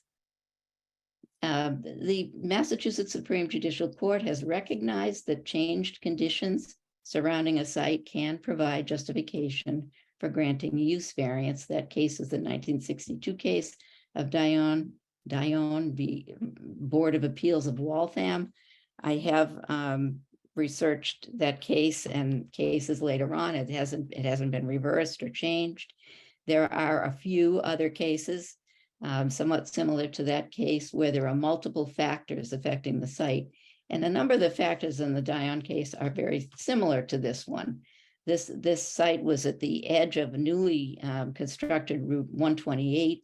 It was at an intersection of two streets. It was a triangular parcel.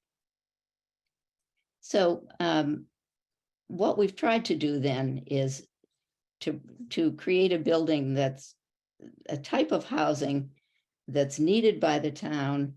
It's a different type of housing condominium development. It's ownership units, which are easier to manage and much easier in terms of using this type of parking.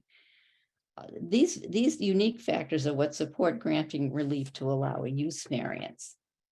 We have a second variance we're requesting, which is the side setback variance facing Mechanic Street.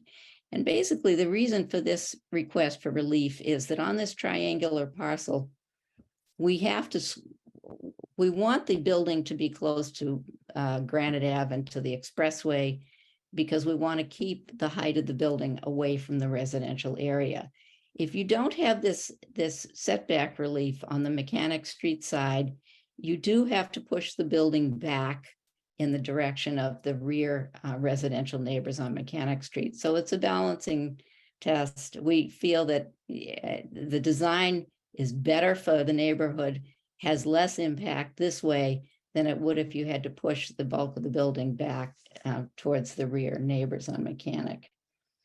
The variances for enclosed automated parking are kind of self-explanatory. This is a type of parking system that was not in existence when the zoning bylaw, design regulations for parking were created. And so that the design regulations, the size of spaces, the prohibition against one car having to be moved in order for another car to come out of the parking area, those don't take into account the way such a system as this one works. In this system, it's the very essence of the system that cars have to be moved around in order for a car to be moved out. As far as the parking space size goes, these parking spaces in the automated garage will accommodate up to a full-sized SUV. The concern with the limitation on compact parking spaces in our parking bylaw was to make sure that a parking lot, if it were created, would serve a variety of types of cars. And this parking garage will do that without having to limit the number of compact spaces.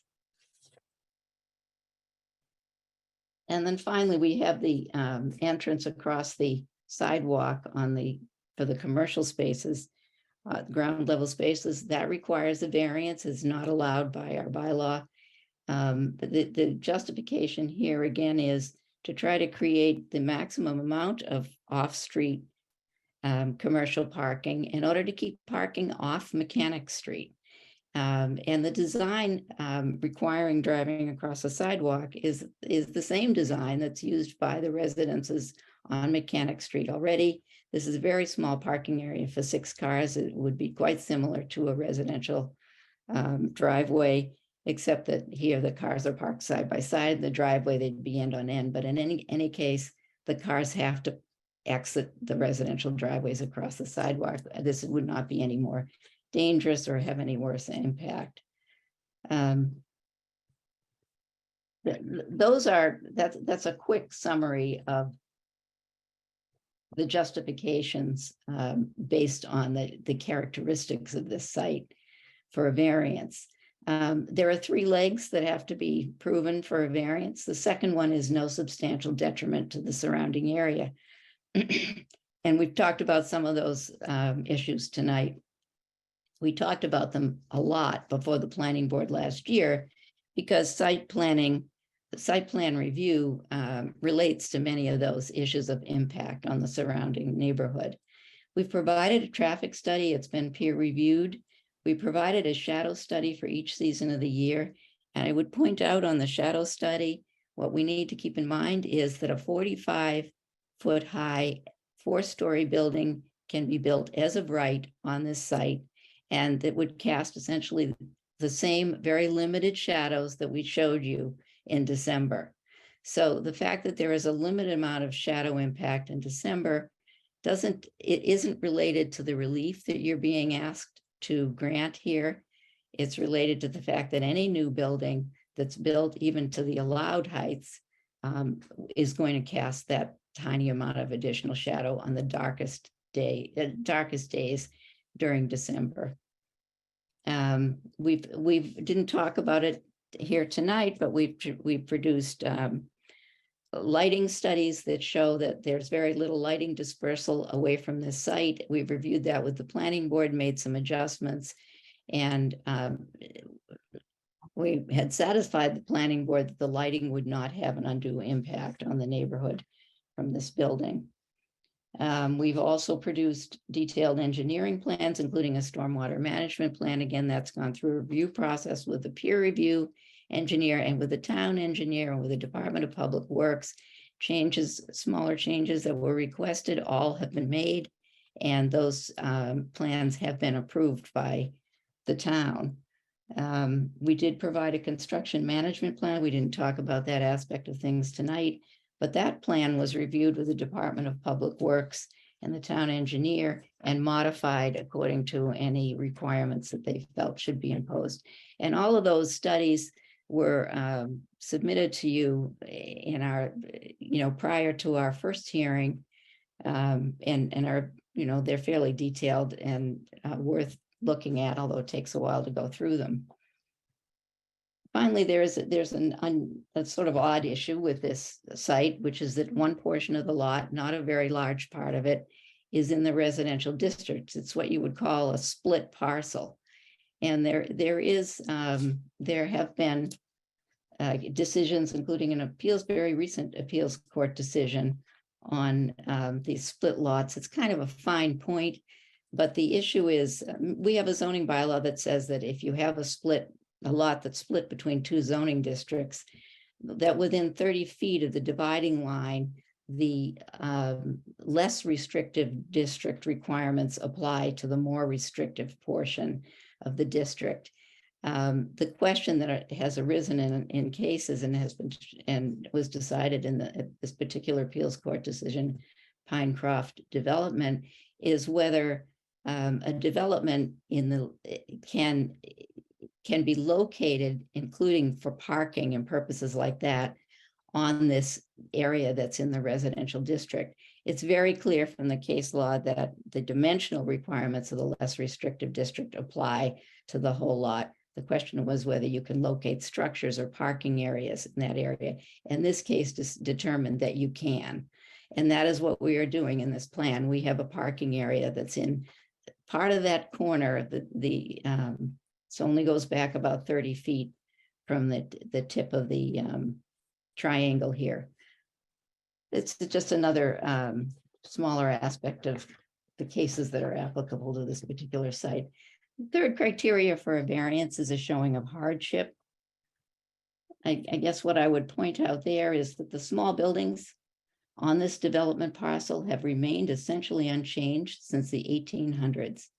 Until the arrival of the expressway, the blacksmith shops, granite quarry businesses did relatively well. In fact, the growth of East Milton Square centered on those businesses, and other industrial and commercial uses replaced those when there was a regular train line, commuter railway that stopped in East Milton Square outside this site. However, since the construction of the expressway, these shops have struggled to survive. They haven't done well. They've been vacant for periods of time. They are tenanted now, but there's been no improvement to these buildings or this site since the 1800s. And there isn't really going to be any improvement unless a higher density building is allowed, because the higher density is necessary to generate the funds required to insulate a building and make it attractive enough so that this becomes a useful and viable development parcel. I know there's always in the argument when you say, well, you need a bigger building to pay for this. They'd say, well, you're always going to say that, you're always. So what we've done here is, in the last month, the developer, the applicant, has reduced the size of the building and the density of this building to a point beyond which it would not be economically feasible to build it, that you simply couldn't do anything here.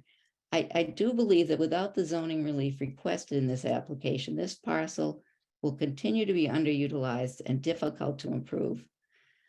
With this development proposal, when the details get worked out and the questions of impact are properly addressed, the property tax value of the parcel will increase, very substantially. And we will at the same time maintain a mix of residential and commercial uses, which is exactly how this parcel has been used since 1850. So that's a very quick summary of the arguments in my memorandum. I provide more detail, and I'd be happy to answer questions about the justification for the zoning relief.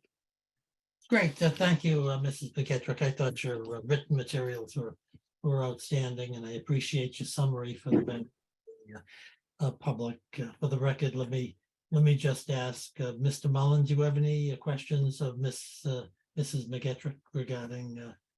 No questions right now. And Mr. Gray, are you maintaining your silence? Yeah, I don't know whether this is the time to weigh in or wait until everything has gone through. Okay, I think it's I'll probably, wait. I think it's the time to wait. Yeah, okay.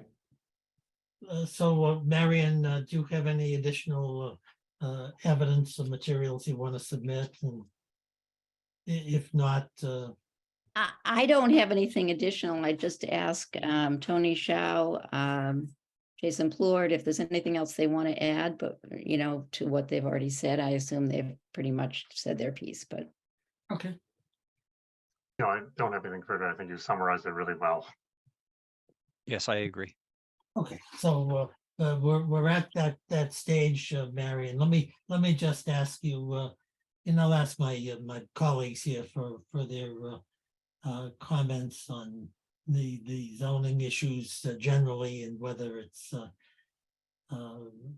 reasonable to consider that there's a likelihood of granting that relief, subject always to what happens before the planning board. But if we have our little discussion and you elect on behalf of the applicant to go back to the planning board.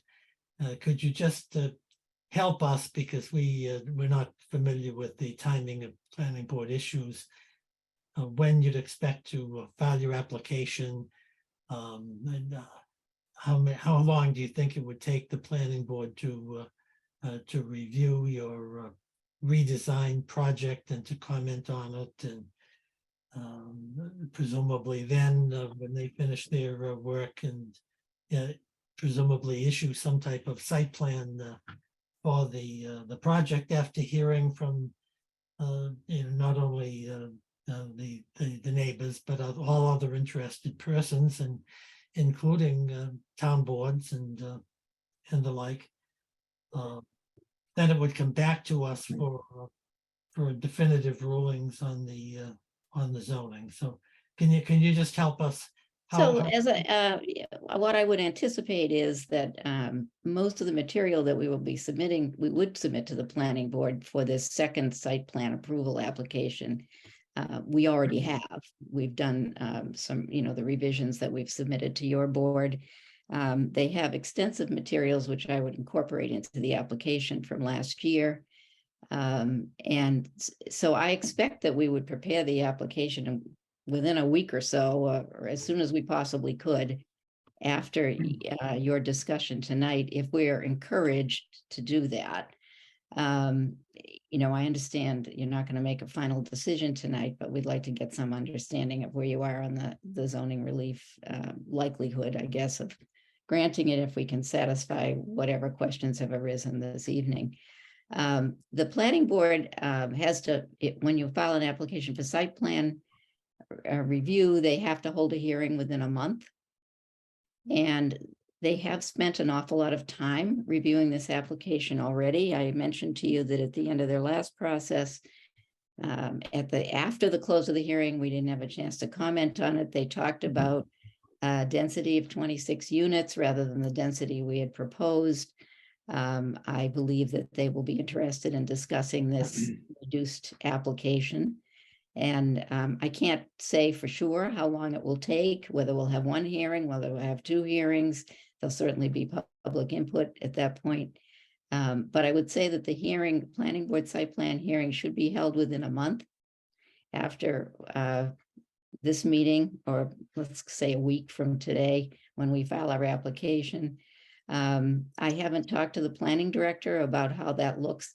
That would bring us to the beginning of January. We're certainly not going to do this in December. And I don't know what the planning board schedule looks like for January, but that's to give you some idea that we would be likely to be coming back to you. We would hope within a couple of months of your hearing tonight. And that's really the best I can do to give you some idea of the time frame and how long it would take us to get back to this board. Well, that's very helpful. Thank you, Marion, because you appeared before the planning board with frequency, and that would give us an estimate as to where we are here. So let me do this. We're not going to vote on these variance applications this evening, but I think Mrs. McGetrick is her position is well taken. That she doesn't want to proceed on whether she should be encouraged to go to the planning board with the belief that these variance applications and special permits and the like are going to be seriously considered by the Board of Appeals.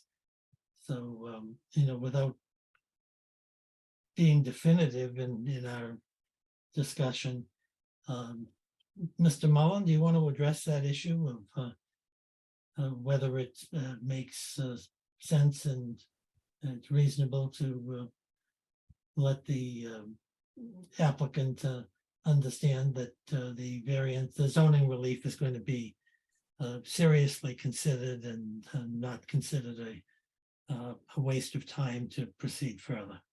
I will, yeah. Let me say three points. I mean, I think the project has improved since the last time we saw it. I think That's first point. Second point, I think the project has a ways to go, and I think that was indicated by the testimony by the applicant, and I am certain by the further input from the planning board. And the third point is, I think it's hard to answer the questions that the board's been asked, because I don't think that they're done with the development of the project, and the variances are both important and very surgical. So it could be that we've got a couple of different things to consider, or something slightly different. I will say that if this came back to the board, whether it comes back to the board in this version or in a modified version following more public input and work from the planning board, it will be seriously considered. So the answer to the point that you've made and the way you've made it, John, is I think always yes. But I'm not prepared to handicap it. I just don't think we know enough. Yeah, and I don't think you should handicap it. Yeah. I don't think you're being asked to handicap it. Okay, all right. So I won't. Okay, thank you. That's You're welcome. that's helpful to me. And Mr. Gray, do you want to expound a little bit on whether Sure. So my holdup is, I mean, I appreciate that the project has been scaled back. I think it's much improved over the version that we saw before. My hang up is that I just don't believe that this meets the standard for a variance, and I'll tell you why. The first prong of the test is that there have to be circumstances specific to this lot owing to soil topography or shape that affect this lot and not other lots in the area. And I've heard nothing about soil, nothing about topography, so we're relying on the triangular shape of the lot. Mhm. And the issue is, in looking at the other lots in the town, on the shape of the other lots in that area of East Milton, this is not an unusually shaped lot compared to the other lots. There are a lot of irregularly shaped lots, whether they're triangles or parallelograms or whatever. There's a lot of other lots that are weird shapes. And so I can't find that this lot is affected differently because of its shape than other lots in East Milton are affected because of their shapes. So I think it fails on the first prong, and then the rest of the analysis is moot because we never get past the first prong. That's what I'm thinking, and maybe I'm saying too much, but if you want my honest opinion, based on the testimony, I've read Marion's memo, I've studied all of the stuff that's been presented, and that's where I'm coming down.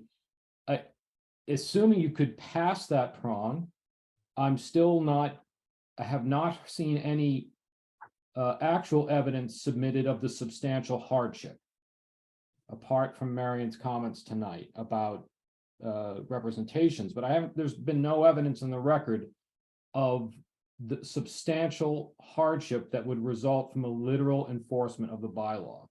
So on those two prongs, asking me tonight, I could not support the 8 variances that we're being asked to support. That's where I am. Well, let me ask you one further question.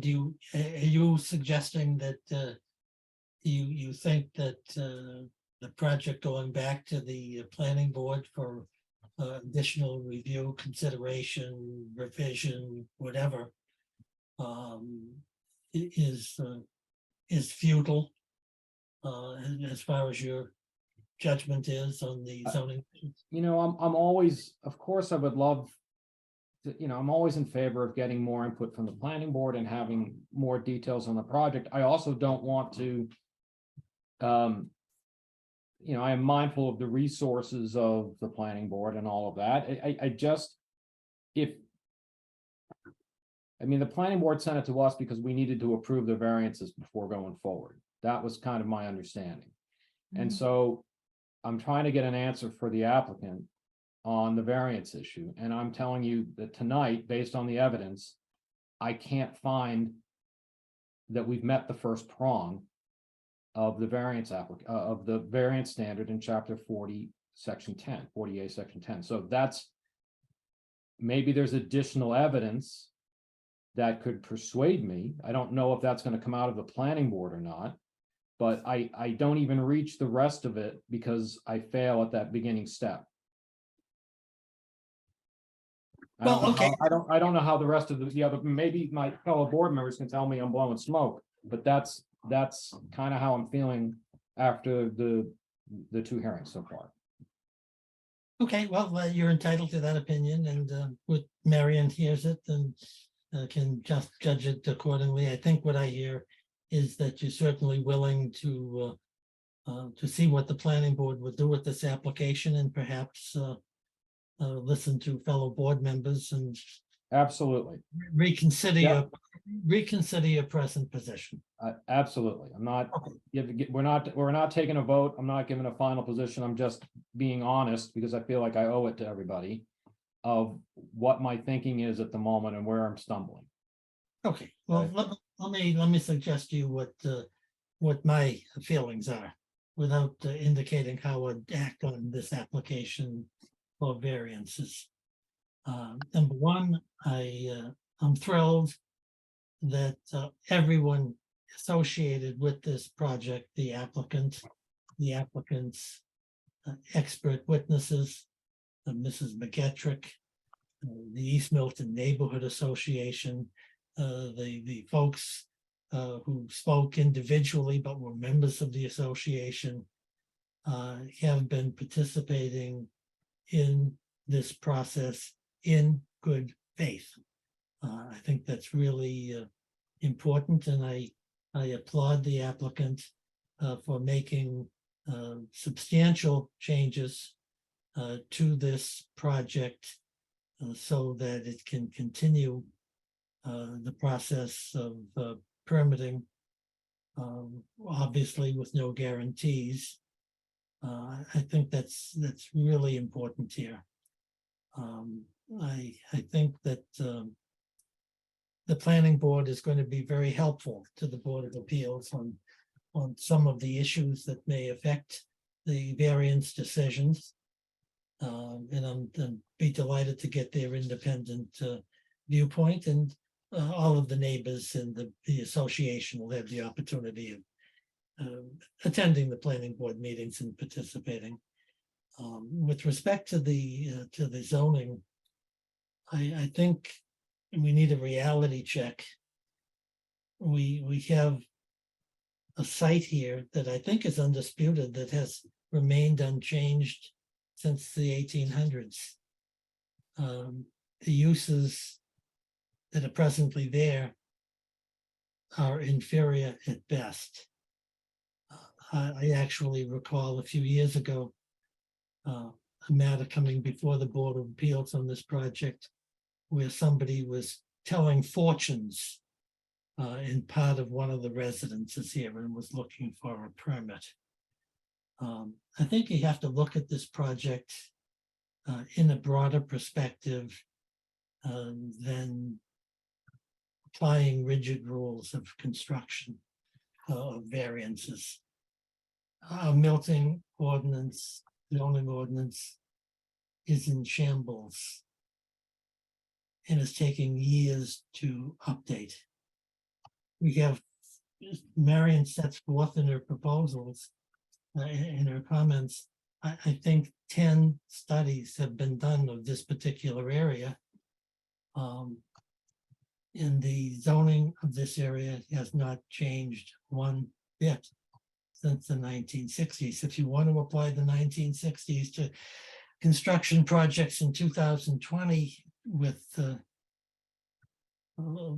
lack of flexibility or rigidity, nothing's ever going to get built down there until there's a wholesale plan that's adopted and enforced for the development of East Milton Square. And that's going to take a long time. I think that you you have to consider that Marion has never raised, but I certainly think of it. It's a lot of what's happened at the Corcoran site. There was an opportunity to develop that site for a much more modest structure. It was rejected for whatever reason. I'm not going to go there. And now there's a 95 unit affordable housing unit coming to Milton. If this project is not successful, you're going to have a 6 or 7 story, 75 unit affordable housing project on this site. If you think the board, the Housing Appeals Commission is going to worry about traffic and noise and sight lines and what the construction of the building is, ain't going to happen. I think that sending this back to the planning board, at least it's a worthy endeavor. The applicants here, the association, have spent enormous amounts of time on this project. And if it doesn't succeed, so be it. But I'd hate to see all of the work, hard work, and good faith efforts go by the wayside without the planning board having an opportunity to be of assistance here. So my view is I think I like to never say never. I like to think that the enormous project progress has been made here. We have the neighborhood association writing to us saying that they're very pleased with the developer regarding the reduction in height and the reduction in density. So I don't know where this is going to go, but I think it's a disservice to the town of Milton to torpedo this particular decision or project at this point in time. Another month or two, we've been hearing this for a couple of months, and I know you would before the planning board many times. So I think going to the planning board for another couple of sessions that may further revise the project may be helpful. I think really what everyone is trying to do here is to have a project that's in the best interests of the town. And that's certainly the Board of Appeals objective, consistent with a reasonable application of zoning variances and principles. But I just, I'm more encouraged on this application than I was when the application was first presented. And I think that there are positive signs ahead of us. And if we come back and we don't grant the relief, then we'll make our good faith decision as best we can. But I think it's not prudent. It's not in the best interest of the town, I'll tell you that, or the project to end here this evening. I think there's still life in this project, and I would like to have all the evidence before us when we make a decision as to how to proceed.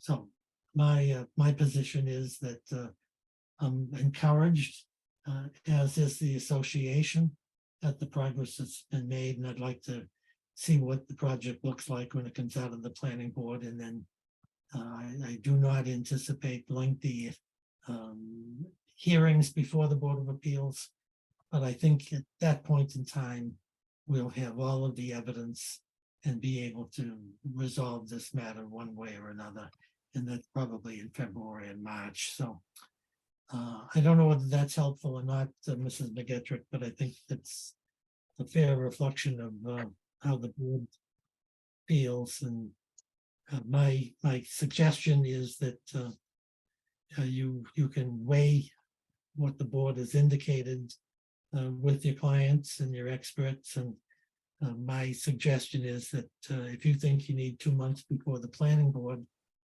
figure December is shot, January or February. Maybe this case should be put over to sometime in March and see what happens, see whether you exercise your remedies before the planning board or whatever you decide to do. But at least you'll have a slot reserved for you to reasonably and quickly come to a final decision on this matter. Well, all of your comments are very helpful.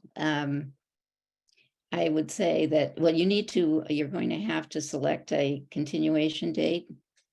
And if you feel that it would be best to continue to March, I don't know whether I mean, you're going to have to do that tonight. So can you? Well, that's what I think. Would you rather try something in February? Or would you rather just go to March and pick a date here and now?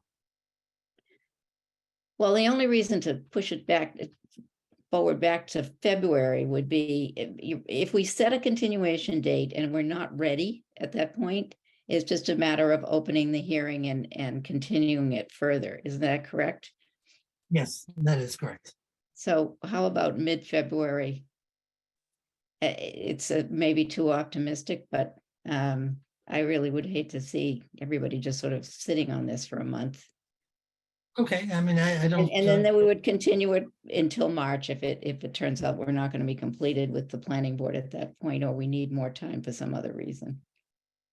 Mr. Mullen, is sometime mid-February, does that sound reasonable to you? Yes. Nick Gray? how Yeah, is the middle that's of February? fine. Whatever works for the applicant is fine for me. Okay. Okay, that's fine for me, with the only exception I'd like to keep away from the February vacation week when I may be traveling. Okay. So what, Crystal, do you have your diary there for sometime? I do. We're pretty open for February as of right now, so. What are whatever the works. dates? What are the dates? So For vacation. the 6th is a Monday. Through the 9th. Vacation is the 20th, John. Yes, that's Okay. February. Yep. So were you thinking the week of the 13th, maybe? That's Yeah. okay. So the 13th is a Monday, 14th, 15th, or 16th. Well, I don't like Mondays, and certainly I don't like Fridays. So how about the 14th or 15th, Marion? Does that work for you and your clients? Both of those dates are okay for me, and it's far enough away that we should be able to do it. I can't do the 14th. Yeah, why don't we go with the 15th in case there's someone who has an appointment on Valentine's Day that's better not to be sent in Okay. a Board of Appeals meeting, just in case one of the applicants or something, anyone. So the Yeah. 15th, One of the whatever, one of the- I'll do whatever. Okay, how's the 15th, Marion, for That would be Uh, fine. Thank you. we'll schedule it for hearing, but on the other hand, if you need additional time, just let us know.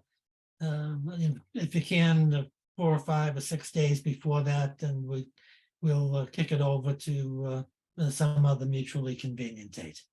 Yeah, and I'll try to let you know well before that. See how all the Okay, scheduling of the planning board is going. That's great. That's very fair, and appreciate that very much. So unless, does anybody have anything further to add here? Hearing nothing.